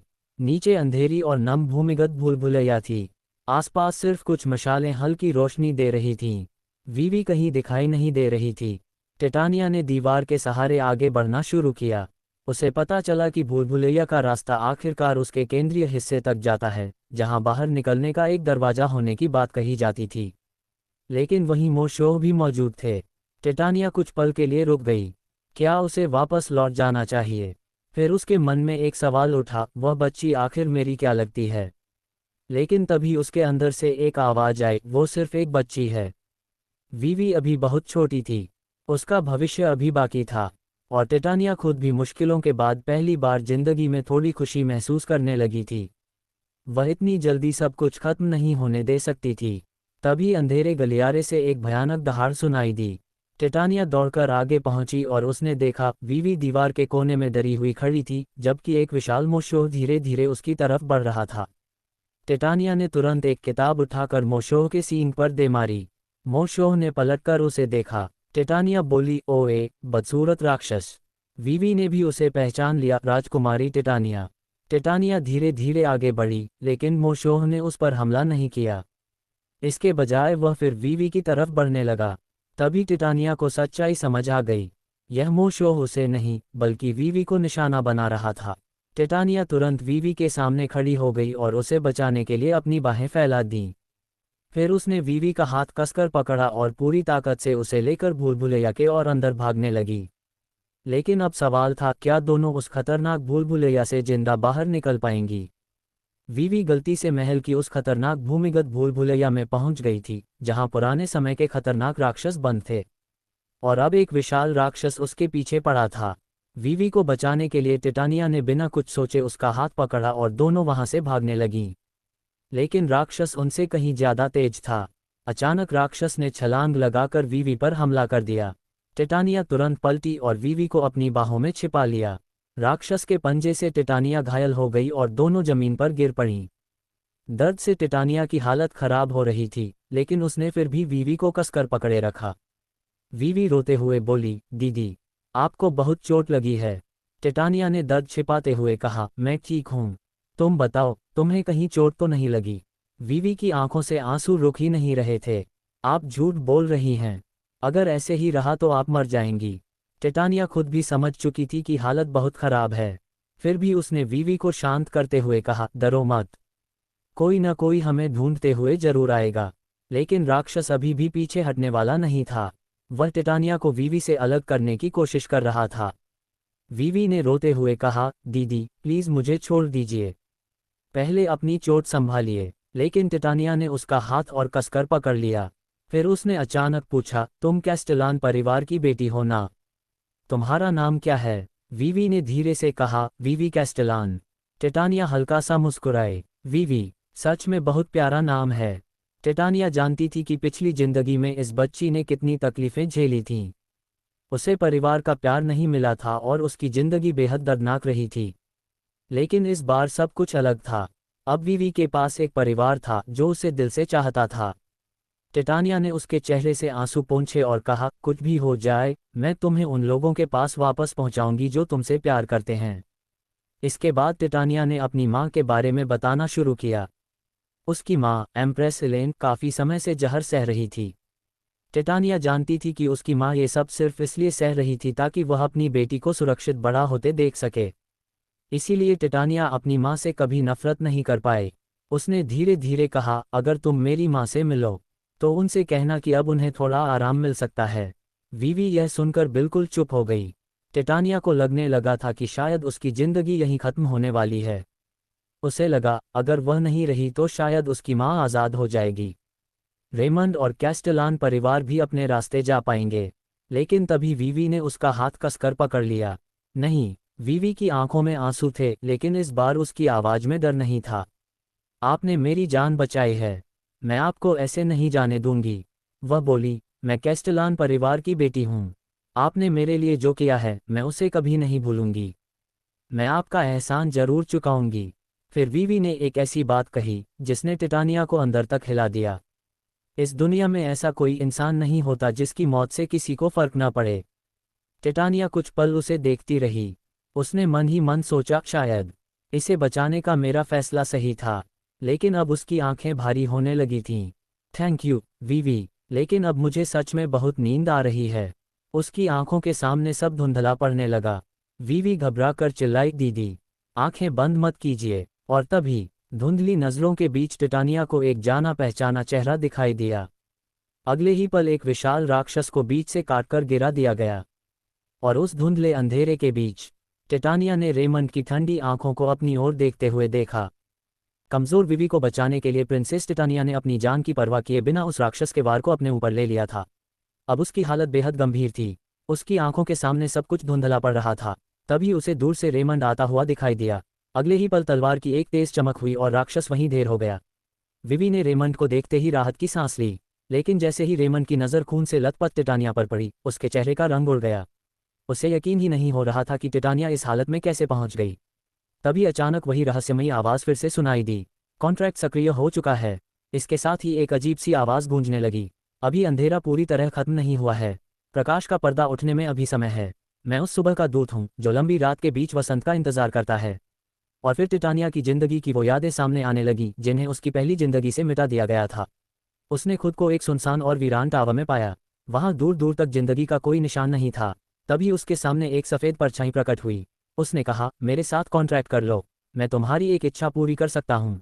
क्या तुम समय को पीछे ले जाना चाहती हो, या फिर साम्राज्य की महारानी बनना चाहती हो? उन लोगों से बदला लेना चाहती हो जिन्होंने तुम्हें कुचला था? एक पल रुककर उस परछाई ने कहा, या फिर तुम चाहती हो कि रेमंड नाम का वो आदमी तुमसे प्यार करे? ये सुनकर टिटानिया की आंखों में पहली बार उम्मीद की हल्की सी चमक आई। लेकिन उसने खुद से सवाल किया, क्या सच में यही मेरी इच्छा है? नहीं, उसे असल में बदला नहीं चाहिए था। वह बस एक ऐसा परिवार चाहती थी जो उसे सच्चे दिल से प्यार करे। वह चाहती थी कि उसे भी कभी माता पिता का प्यार महसूस हो। और सबसे ज्यादा वह अपनी जिंदगी दोबारा जीना चाहती थी। ऐसी जिंदगी जहां उसके फैसले कोई और तय न करे, जहां वह खुद सही रास्ता चुन सके। आंखों से आंसू बहते हुए टिटानिया ने कहा, यही मेरी असली इच्छा है। परछाई ने उसे चेतावनी दी। अगर उसने कॉन्ट्रैक्ट किया तो उसकी जिंदगी बदल जाएगी। वह एक दूसरी दुनिया में जन्म लेगी जहां उसे अच्छे माता पिता मिलेंगे और वह प्यार से बड़ी होगी। लेकिन जब वह उसी उम्र तक पहुंचेगी जिस उम्र में वह भी है, तो उसे वापस इसी दुनिया में लौटना होगा। और तब वह अपनी पुरानी जिंदगी के शरीर में जागेगी। उसकी यादें भी पूरी तरह सुरक्षित नहीं रहेंगी। फिर भी टिटानिया ने बिना किसी हिचकिचाहट के कहा, मुझे मंजूर है। उसे कोई पछतावा नहीं था, क्योंकि अब उसे समझ आ चुका था कि सच्चा प्यार क्या होता है। विवी को देखकर उसे एहसास हुआ कि वह खुद अतीत में कितनी गलत थी। उसने तय किया कि अब वह अपनी जिंदगी नए सिरे से शुरू करेगी। वह प्यार करना भी सीखेगी और प्यार पाना भी। रेमंड के लिए उसके दिल में अब सिर्फ पछतावा बचा था। माफ करना, अब मैं तुमसे प्यार करने की जिद कभी नहीं करूंगी। इतना कहते ही उसकी पुरानी यादें खत्म हो गईं। टिटानिया ने अचानक अपनी आंखें खोल दीं। उसके सामने एक अनजान छत थी और उसके चारों तरफ कई लोग खड़े थे। एक नौकरानी खुशी से चिल्लाई, जल्दी खबर दीजिए, प्रिंसेस जाग गई हैं। तभी एक छोटी सी परछाई दौड़कर उसके पास आई। वह विवी थी। विवी ने टिटानिया को देखते ही कहा, दीदी, आप आखिरकार जाग गईं। मुझे बहुत डर लग रहा था कि कहीं आप दोबारा न उठें। उसकी आंखों में आंसू थे। टिटानिया का दिल ये देखकर पिघल गया। लेकिन विवी ने अचानक ऐसी बात कह दी जिससे टिटानिया चौंक गई। अगर दीदी नहीं जागती तो विवी भी बहुत दुखी होकर मर जाती। आसपास खड़ी नौकरानियां घबरा गईं और उसे समझाने लगीं। तभी टिटानिया को एहसास हुआ कि ये सब शायद विवी की ही योजना थी। उसने कमरे के चारों तरफ देखा। हर जगह महंगी जादुई मशीनें लगी थीं जो तापमान, नमी और साफ सफाई तक नियंत्रित कर रही थीं। बिस्तर इतना शानदार था कि उसकी कीमत शायद रोज गार्डन पैलेस के कई सालों के बजट के बराबर होगी। टिटानिया को यकीन हो गया कि ये कैस्ट्रेलन ड्यूक के घर की ताकत का एक छोटा सा उदाहरण था। इतनी गंभीर चोटों के बावजूद उसका शरीर पहले से ज्यादा हल्का और आरामदायक महसूस हो रहा था। शायद पास खड़े उस शक्तिशाली पवित्र पुजारी के इलाज की वजह से। तभी बाहर से किसी के तेज कदमों की आवाज सुनाई दी। एक आवाज आई, तुमने कहा था कि वो जाग गई है। अगले ही पल दरवाजा जोर से खुला और सामने खड़े इंसान को देखकर टिटानिया की आंखें हैरानी से फैल गईं। वह रेमंड था, जो हमेशा बेहद अनुशासित और परफेक्ट दिखाई देता था। आज पहली बार वह बुरी तरह घबराया हुआ और अस्त व्यस्त हालत में उसके सामने खड़ा था। जब रेमंड की नज़र उस खून से लथपथ टिटानिया पर पड़ी तो उसके चेहरे पर छुपा हुआ सदमा साफ दिखाई देने लगा। हमेशा शांत रहने वाला रेमंड इस वक्त पूरी तरह घबरा चुका था। उसे समझ ही नहीं आ रहा था कि टिटानिया ने विवी को बचाने के लिए अपनी जान तक दांव पर क्यों लगा दी। दरअसल जब उसे खबर मिली थी कि विवी महल में कहीं गायब हो गई है तो वह सीधे सम्राट के पास पहुंचा था। लेकिन महल के एक अधिकारी ने उसका रास्ता रोक दिया। छोटे ड्यूक, आप इस तरह सम्राट से नहीं मिल सकते। ये राजमहल है। रेमंड की आवाज़ बिल्कुल ठंडी थी। रास्ते से हटो। अधिकारी ने फिर रोकने की कोशिश की, लेकिन तभी रेमंड की सुनहरी आंखों में ऐसी ठंडी धमकी दिखाई दी कि सामने वाला खुद पीछे हट गया। रेमंड ने बिना समय गंवाए महल का दरवाजा खोल दिया। सम्राट सिंहासन पर बैठा था और रेमंड के इस रवैये से पहले ही नाराज हो चुका था। रेमंड, तुम्हें राजदरबार के नियमों की कोई परवाह नहीं है। लेकिन रेमंड ने सीधे मुद्दे पर बात की। कैस्ट्रेलन परिवार का एक सदस्य महल में गायब है। सम्राट तुरंत समझ गया कि रेमंड उसे चेतावनी देने आया है। उसने ताना मारते हुए कहा, क्या तुम राजमहल को अपना घर समझते हो?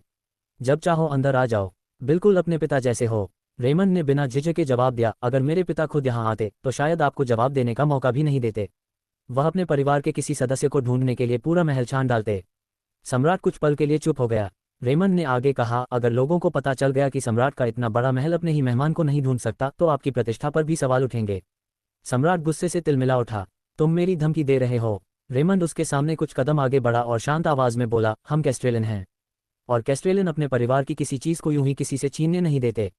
इतना कहकर वह पलट गया। सम्राट पीछे से चिल्लाता रह गया, लेकिन रेमंड ने दरवाजा बंद कर दिया। तभी पीछे से एक आवाज आई, छोटे ड्यूक। रेमंड ने मुड़कर देखा। वह दूसरा राजकुमार एड्रियन था। एड्रियन ने कहा, मुझे पता चला है कि मेरी बहन प्रिंसेस टिटानिया भी गायब है। क्या आप विवी को ढूंढते समय उसे भी ढूंढ सकते हैं? रेमंड का चेहरा अचानक गंभीर हो गया।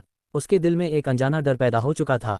जब उसे पता चला कि विवी को आखिरी बार भूल भुलैया वाले बगीचे के पास देखा गया था, तो वह बिना एक पल गंवाए भूमिगत भूल भुलैया में घुस गया। उसे लग रहा था कि शायद उसका डर बेवजह है, लेकिन जैसे ही वह अंदर पहुंचा, चारों तरफ फैली खून की गंध ने उसके सारे भ्रम तोड़ दिए। और फिर उसने जो देखा, उसका दिल एक पल के लिए रुक सा गया। विवी सुरक्षित थी, लेकिन टिटानिया बुरी तरह घायल होकर जमीन पर पड़ी थी। विवी रोते हुए चिल्लाई, भैया, जल्दी दीदी को बचाए। रेमंड कुछ पल के लिए बिल्कुल जड़ हो गया। वह खुद भी नहीं समझ पा रहा था कि वह आखिर किसके लिए इतना परेशान था, विवी के लिए या फिर टिटानिया के लिए। लेकिन जवाब उसके सामने था। विवी सुरक्षित थी और टिटानिया उसकी बाहों में लगभग बेहोश थी। रेमंड ने कांपते हाथों से उसे उठाया। उसका शरीर बेहद ठंडा पड़ चुका था। उसके मन में एक डरावना सवाल आया, क्या वह मर चुकी है? वही घमंडी लड़की जो छोटी सी तकलीफ पर भी शिकायत करती थी, क्या वह इतनी खामोशी से उसकी आंखों के सामने खत्म हो गई? रेमंड के गले में कुछ अटक सा गया और पहली बार उसने पूरे दिल से उसका नाम पुकारा, टिटानिया। अचानक उसकी पलकें हल्की सी हिलीं। कमजोर आवाज में उसने सिर्फ इतना कहा, मैं ठीक हूं, पहले विवी को बचाओ। रेमंड पूरी तरह हैरान था।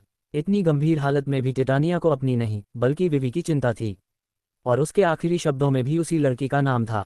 रेमंड को पहली बार अपने अंदर एक ऐसी उदासी महसूस हुई जिसे वह खुद भी समझ नहीं पा रहा था। कुछ देर बाद उसे खबर मिली कि टिटानिया होश में आ गई है। रेमंड बिना कुछ सोचे उसके कमरे की ओर दौड़ पड़ा। टिटानिया ने जैसे ही उसे देखा, उसकी आंखों में हैरानी साफ दिखाई दी। रेमंड उसके बिस्तर के पास पहुंचा और अचानक एक घुटने पर बैठ गया। टिटानिया की आंखें हैरानी से फैल गईं। आखिर ये हो क्या रहा था? जिस रेमंड ने सम्राट के सामने भी कभी सिर नहीं झुकाया, जिसने अपनी पूरी जिंदगी में शायद ही कभी किसी के सामने घुटने टेके थे, आज वही रेमंड टिटानिया के सामने घुटनों पर बैठा था। रेमॉन, जो पूरे साम्राज्य में अपनी शान और ताकत के लिए जाना जाता था, आज उसी ने टिटानिया के सामने घुटने टेक दिए। ये नज़ारा देखकर खुद टिटानिया भी हैरान रह गई। कास्टेलिन परिवार की प्रतिष्ठा शाही परिवार के बराबर थी और रेमॉन उस परिवार का भावी उत्तराधिकारी था। उसका ये घुटनों पर बैठना पूरे कास्टेलिन परिवार और उनके सभी शूरवीरों की इज्जत की कसम खाने जैसा था। टिटानिया तो एक पल के लिए सोचने लगी कि क्या रेमॉन सच में बदल गया है। तभी रेमॉन ने बेहद गंभीर आवाज में कहा, प्रथम राजकुमारी टिटानिया, आपका जो एहसान मुझ पर है उसे मैं कभी चुका नहीं सकता। मैं रेमॉन, कास्टेलिन परिवार के नाम पर आपको अपनी सबसे गहरी कृतज्ञता अर्पित करता हूँ। उसकी बात खत्म होते ही कमरे में मौजूद हर इंसान उसके साथ घुटनों पर बैठ गया और बीमार बिस्तर पर लेटी उस लड़की के सामने सिर झुका दिया। रेमॉन ने आगे कहा, आज से कास्टेलिन परिवार आपकी तलवार बनेगा। चाहे स्वयं मृत्यु ही क्यों न आ जाए, हम उसे आपकी जान छूने नहीं देंगे। इतना कहकर उसने टिटानिया का हाथ उठाया और पूरे सम्मान के साथ उस पर एक चुंबन रखा। टिटानिया ने कभी सपने में भी ऐसा दृश्य नहीं सोचा था। उसकी आंखें नम होने लगीं। कास्टेलिन परिवार का एक सिद्धांत था, जो उन पर उपकार करे उसे वे अपनी पूरी ताकत से कई गुना लौटाते हैं, और जो उनके लोगों के साथ अन्याय करे, जब तक पीड़ित को न्याय न मिल जाए, वे कभी पीछे नहीं हटते। लेकिन इसी समय महल के दूसरे हिस्से में पहली महारानी क्लेओ का गुस्सा सातवें आसमान पर था। उसने ठंडी आवाज में पूछा, आखिर उस लड़की को भूमिगत भूल भुलैया की जानकारी कहाँ से मिली? टिटानिया की निजी दासी मैरी डर से कांप रही थी। महारानी, मैंने पहले भी कहा था कि राजकुमारी ज्यादा समझदार नहीं है। उसकी बात पूरी होने से पहले ही एक जोरदार थप्पड़ उसके चेहरे पर पड़ा। क्लेओ दहाड़ उठी, बेवकूफ, क्या सच में तुम्हें लगता है कि वह अपनी जान दांव पर लगाने वाली मूर्ख है? उसने ये सब अपने महान मंगेतर रेमॉन को खुश करने के लिए किया है। अपने हाथ को सहलाते हुए वह बोली, मैंने रोज पैलेस में जानबूझकर निकम्मे लोगों को रखा था, लेकिन तुम तो मेरी उम्मीद से भी ज्यादा बेकार निकली।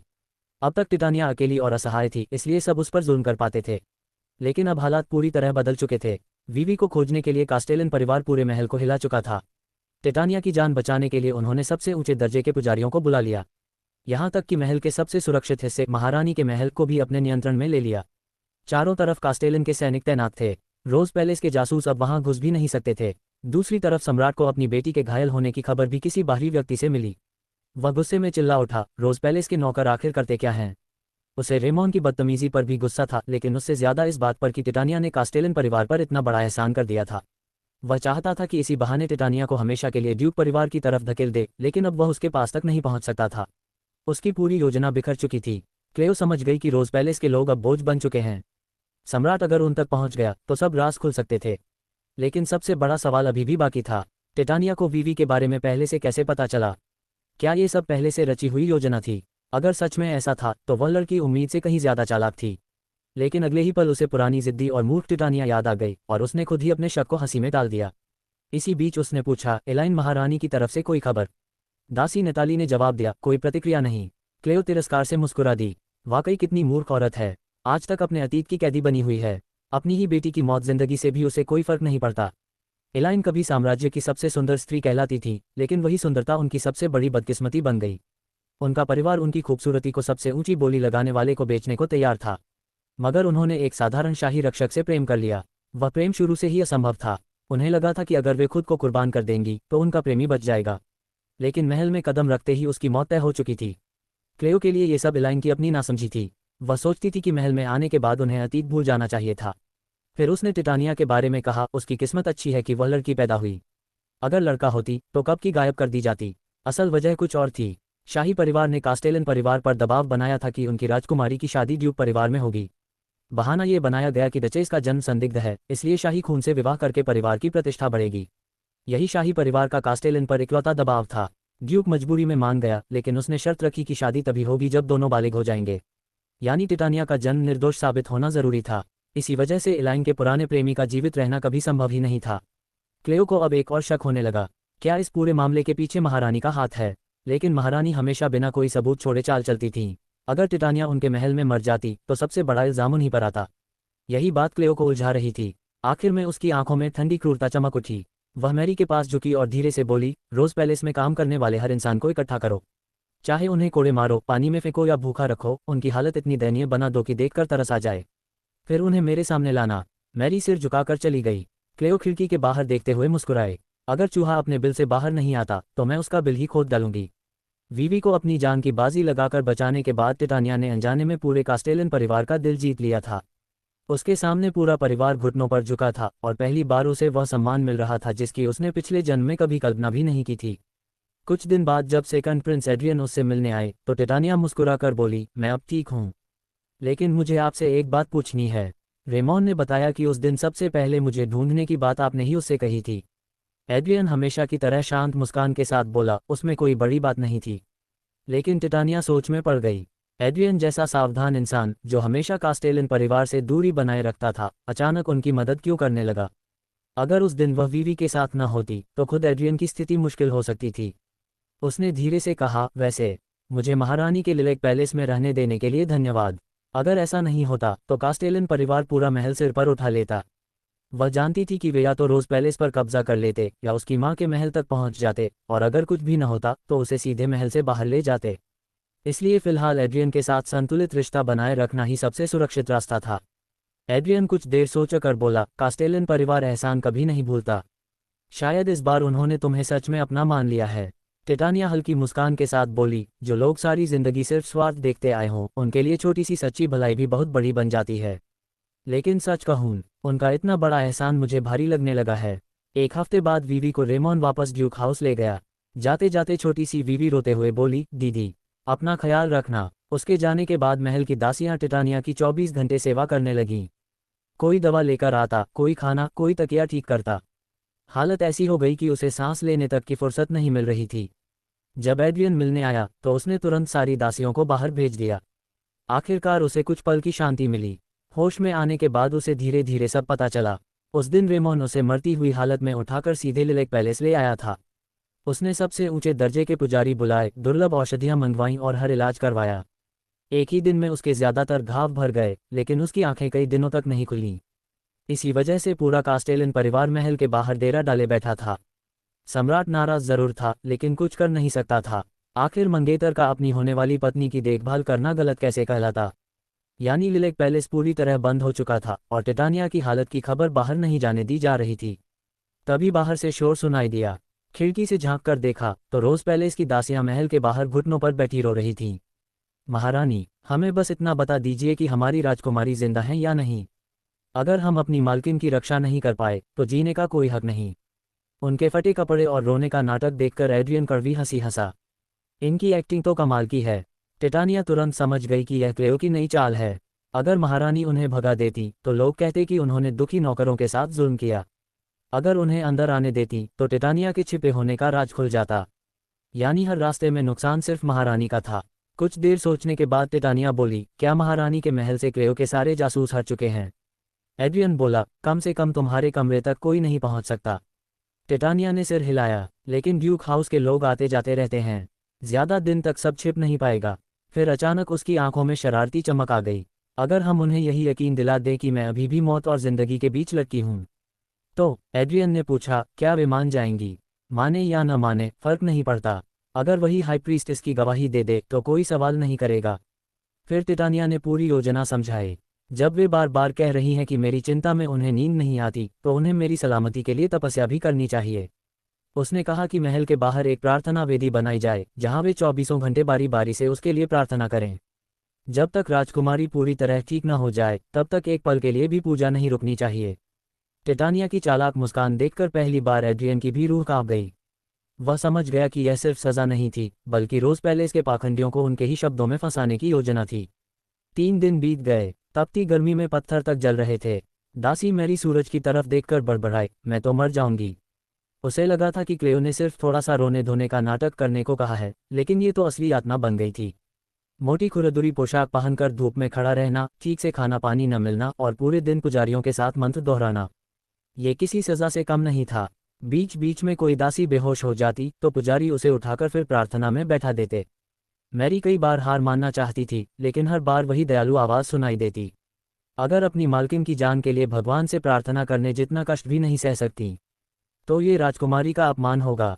उनकी जल्दी स्वस्थ होने की कामना करो और प्रार्थना जारी रखो। पुजारी के शांत चेहरे को देखकर मैरी बस मन ही मन चीख उठी, भगवान के लिए मुझे मार ही डालो। क्रेओ महारानी की साजिश का सामना करते हुए राजकुमारी टिटानिया ने भी पलटवार करने की योजना बना ली।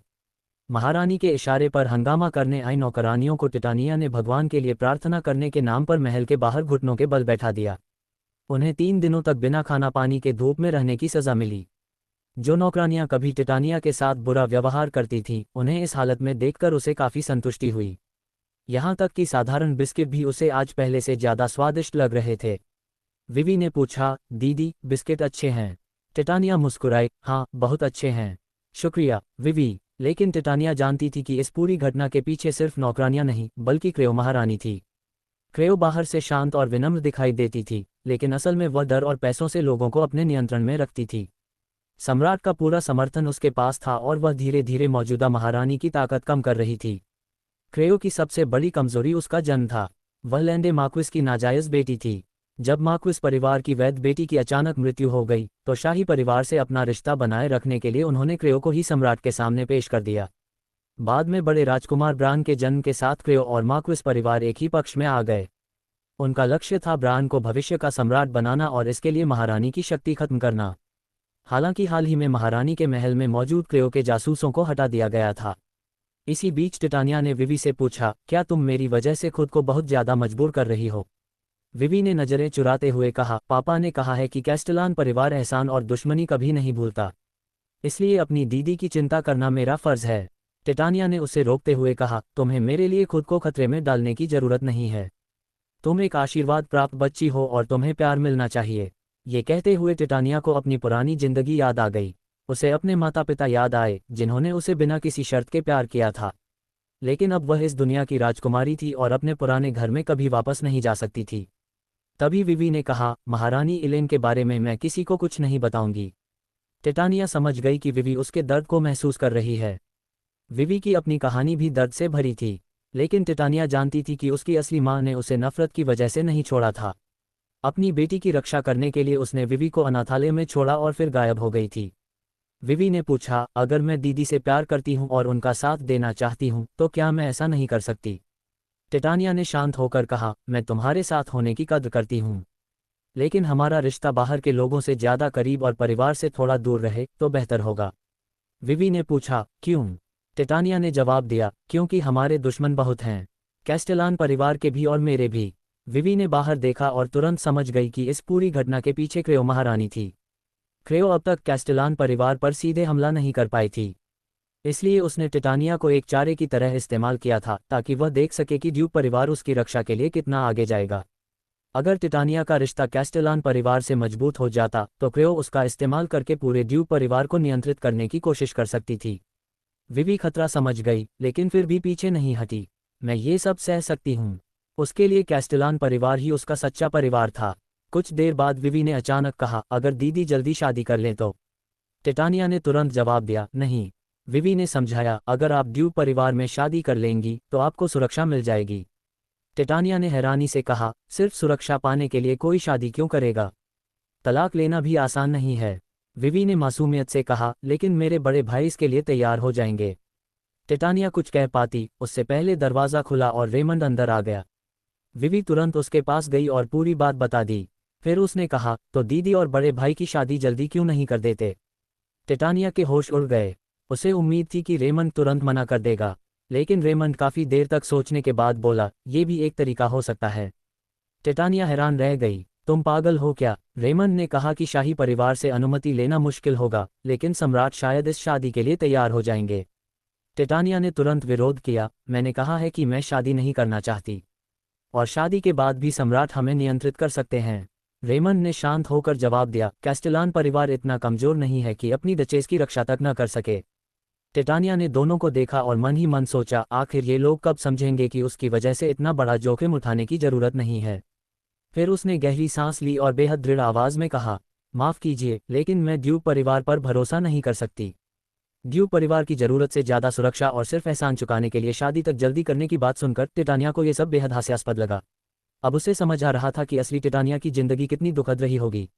पहले सिर्फ इसलिए कि वह विवी के लिए खतरा थी, उसे सबने तुच्छ समझा, लेकिन अब विवी की जान बचाने के बाद अचानक हर कोई उसके साथ अच्छा व्यवहार करने लगा था। उसे आलीशान जिंदगी मिल रही थी, लेकिन ये सब उसे खुश करने के बजाय और ज्यादा गुस्सा दिला रहा था। टिटानिया ने रेमंड की ओर देखते हुए कहा, आप इतनी आसानी से कैसे कह सकते हैं कि मैं भविष्य में डचेस बनूंगी? उसे अपनी पुरानी यादें याद आने लगीं। बचपन में टिटानिया महल में बिल्कुल अकेली थी, कोई उसकी परवाह नहीं करता था। फिर भी वह रेमंड से बेहद प्यार करती थी, क्योंकि वही उसका मंगेतर था और उसकी नज़रों में सबसे खास इंसान था। उसे लगता था कि अगर वह खुद को पर्याप्त सुंदर और परफेक्ट बना लेगी तो शायद रेमंड भी उसे पसंद करने लगेगा। इसलिए वह रोज नए कपड़े पहनती, घंटों सजती संवरती और उसके पत्र का इंतजार करती। लेकिन रेमंड की तरफ से कभी कोई जवाब नहीं आया। एक दिन उसने रेमंड को किसी दूसरी लड़की के साथ डांस करते देखा। उसी पल उसे एहसास हुआ कि उसका प्यार रेमंड के लिए कोई मायने नहीं रखता। वह टूट गई। उस दिन पहली बार उसने अपने सारे दर्द को छिपाने की कोशिश नहीं की और खुलकर रोई। लेकिन रेमंड ने तब भी उसकी तरफ ध्यान नहीं दिया। उस रात टिटानिया ने आखिरी उम्मीद अपनी माँ से लगाई थी, लेकिन जिसे उसकी माँ ने हमेशा नज़रअंदाज किया था, उससे अब प्यार की उम्मीद करना भी बेकार था। अब जब रेमंड अचानक उसकी रक्षा करने की बात कर रहा था, टिटानिया को यह बदलाव बिल्कुल भरोसेमंद नहीं लगा। उसने शांत आवाज में कहा, आपको मुझसे सावधान रहना चाहिए। जिस लड़की ने कभी आपको परेशान करने में कोई कसर नहीं छोड़ी, उसकी एक छोटी सी मदद के बाद आपने अपनी सारी सावधानी कैसे भुला दी? रेमंड ने जवाब दिया, आप ऐसी इंसान नहीं हैं। ये सुनकर टिटानिया हल्का सा मुस्कुराई। सच में, आपको इतना यकीन कैसे है? वह अपनी जगह से उठी और दृढ़ आवाज में बोली, कैस्टेलान ड्यूक परिवार ने इस घटना में मेरी बहुत मदद की है। इसके लिए मैं दिल से आभारी हूँ, लेकिन कृपया मुझ पर जरूरत से ज्यादा एहसान मत कीजिए। मेरे लिए ये सुरक्षा नहीं, बल्कि एक बोझ बन रही है। रेमंड चुप रहा। तभी टिटानिया ने कहा, अगर आपको एहसान चुकाना ही है तो इस घटना को अपना मुझ पर कर्ज समझ लीजिए। भविष्य में मैं आपसे 2 चीजें मांगूंगी, और उन दोनों इच्छाओं को आपको बिना किसी शर्त के पूरा करना होगा। रेमंड थोड़ा हैरान हुआ। टिटानिया ने तुरंत साफ कर दिया, लेकिन मैं ऐसी कोई मांग नहीं करूंगी जिससे ड्यूक परिवार को नुकसान हो या जो गलत हो। इसके बाद वह दरवाजे की ओर बढ़ गई। असल में टिटानिया रेमंड से नफरत नहीं करती थी। वह समझती थी कि हर इंसान के जीवन में कोई ना कोई ऐसा व्यक्ति होता है जिसे वह हर हाल में बचाना चाहता है। विवी के लिए वह व्यक्ति रेमंड था, लेकिन टिटानिया के पास ऐसा कोई नहीं था। उसके मन में एक सवाल जरूर उठा, क्या तुम प्यार नहीं चाहती? अगर इसी शादी के बहाने रेमंड को अपने पास रख सको तो शायद एक दिन वह सच में तुम्हें प्यार करने लगे। लेकिन टिटानिया जानती थी कि सहानुभूति या मजबूरी से मिलने वाला प्यार उसके किसी काम का नहीं। उसके पास अपने माता पिता के प्यार की यादें थीं, और वही यादें उसे आगे बढ़ने के लिए काफ़ी थीं। दरवाज़ा खोलने से पहले उसने आखिरी बार कहा, इसलिए कृपया एहसान चुकाने के नाम पर मेरी जिंदगी में दखल देना बंद कीजिए। वापसी के रास्ते में गाड़ी के अंदर विवी और रेमंड दोनों खामोश थे, लेकिन विवी के मन में एक अजीब सवाल घूम रहा था। वह खुद अपने पिछले जीवन की यादों के साथ दोबारा जी रही थी। तो क्या इस बार राजकुमारी टिटानिया भी बदल चुकी थी? शायद इसी वजह से उसने रेमंड के प्रति अपना रवैया बदल लिया था, और शायद इसी वजह से उसने विवी की जान बचाने के लिए खुद को खतरे में डाला था। विवी पहले सोच रही थी कि वह अपने भाई और टिटानिया की सगाई को किसी तरह खत्म करवाएगी, लेकिन अब टिटानिया का बदला हुआ व्यवहार उसे उलझन में डाल रहा था। तभी उसे महारानी इलेन की बीमारी याद आई। दुनिया के सामने महारानी एक ऐसी बीमारी से पीड़ित थी जिसका इलाज लगभग असंभव माना जाता था। भविष्य में इस बीमारी को अरेले बीमारी कहा गया था। इस बीमारी का इलाज एक बेहद दुर्लभ फूल की जड़ से बनने वाली दवा से किया जाता था। वह फूल सिर्फ समुद्र के किनारे ऊंची चट्टानों पर कभी कभी खिलता था। इस बीमारी के कारण शरीर कमजोर होता जाता था और समय के साथ मरीज की हालत बेहद गंभीर हो जाती थी। सबसे हैरानी की बात यह थी कि महारानी इलेन की मृत्यु के बाद इस बीमारी के मरीज अचानक बढ़ने लगे थे। विवी को अपने तीसरे भाई लास्पे की भी याद आई। वह बाकी भाइयों की तरह तलवारबाजी नहीं करता था, वह ज़्यादातर अपनी जागीर में रहकर पढ़ाई और शोध करता था, इसलिए उसका शरीर भी बाकी भाइयों जितना मजबूत नहीं था। अपने पिछले जीवन में एक पागल जादूगर ने विवि पर प्रयोग किए थे। कहा गया था कि वह लास्पे की बीमारी का इलाज ढूंढने के लिए ऐसा कर रहा था। लेकिन अब जब विवि पीछे मुड़कर देखती थी तो सब कुछ बेहद संदिग्ध लगता था। मरीजों की अचानक बढ़ती संख्या, जादूगर का बीमारी की असली वजह जाने बिना विवि पर प्रयोग करना, और सबसे बड़ी बात, टिटानिया ने कभी कहा था कि महारानी इलेन बीमार नहीं थी, उन्हें जहर दिया गया था। अगर सच जानना है तो शायद खुद महारानी इलेन से बात करना ही सबसे सही रास्ता था। लेकिन फिर विवि को टिटानिया की चिंता हुई। टिटानिया ने उसे साफ कह दिया था कि वह कैस्टेलान परिवार को खतरे में डालकर उसकी मदद नहीं कर सकती। विवि के पास एक मजबूत परिवार था, उसके पास ऐसे लोग थे जो उसके लिए कुछ भी कर सकते थे। लेकिन टिटानिया के पास कौन था? विवि सोचने लगी, अगर मैं सच में टिटानिया की चिंता करती हूँ तो क्या मेरी ये चिंता भी सिर्फ दया समझी जाएगी? वह इसी उलझन में रेमंड की ओर देखने लगी। फिर अचानक उसने उससे एक सवाल पूछा, भैया आप और दीदी के बीच आखिर रिश्ता है क्या?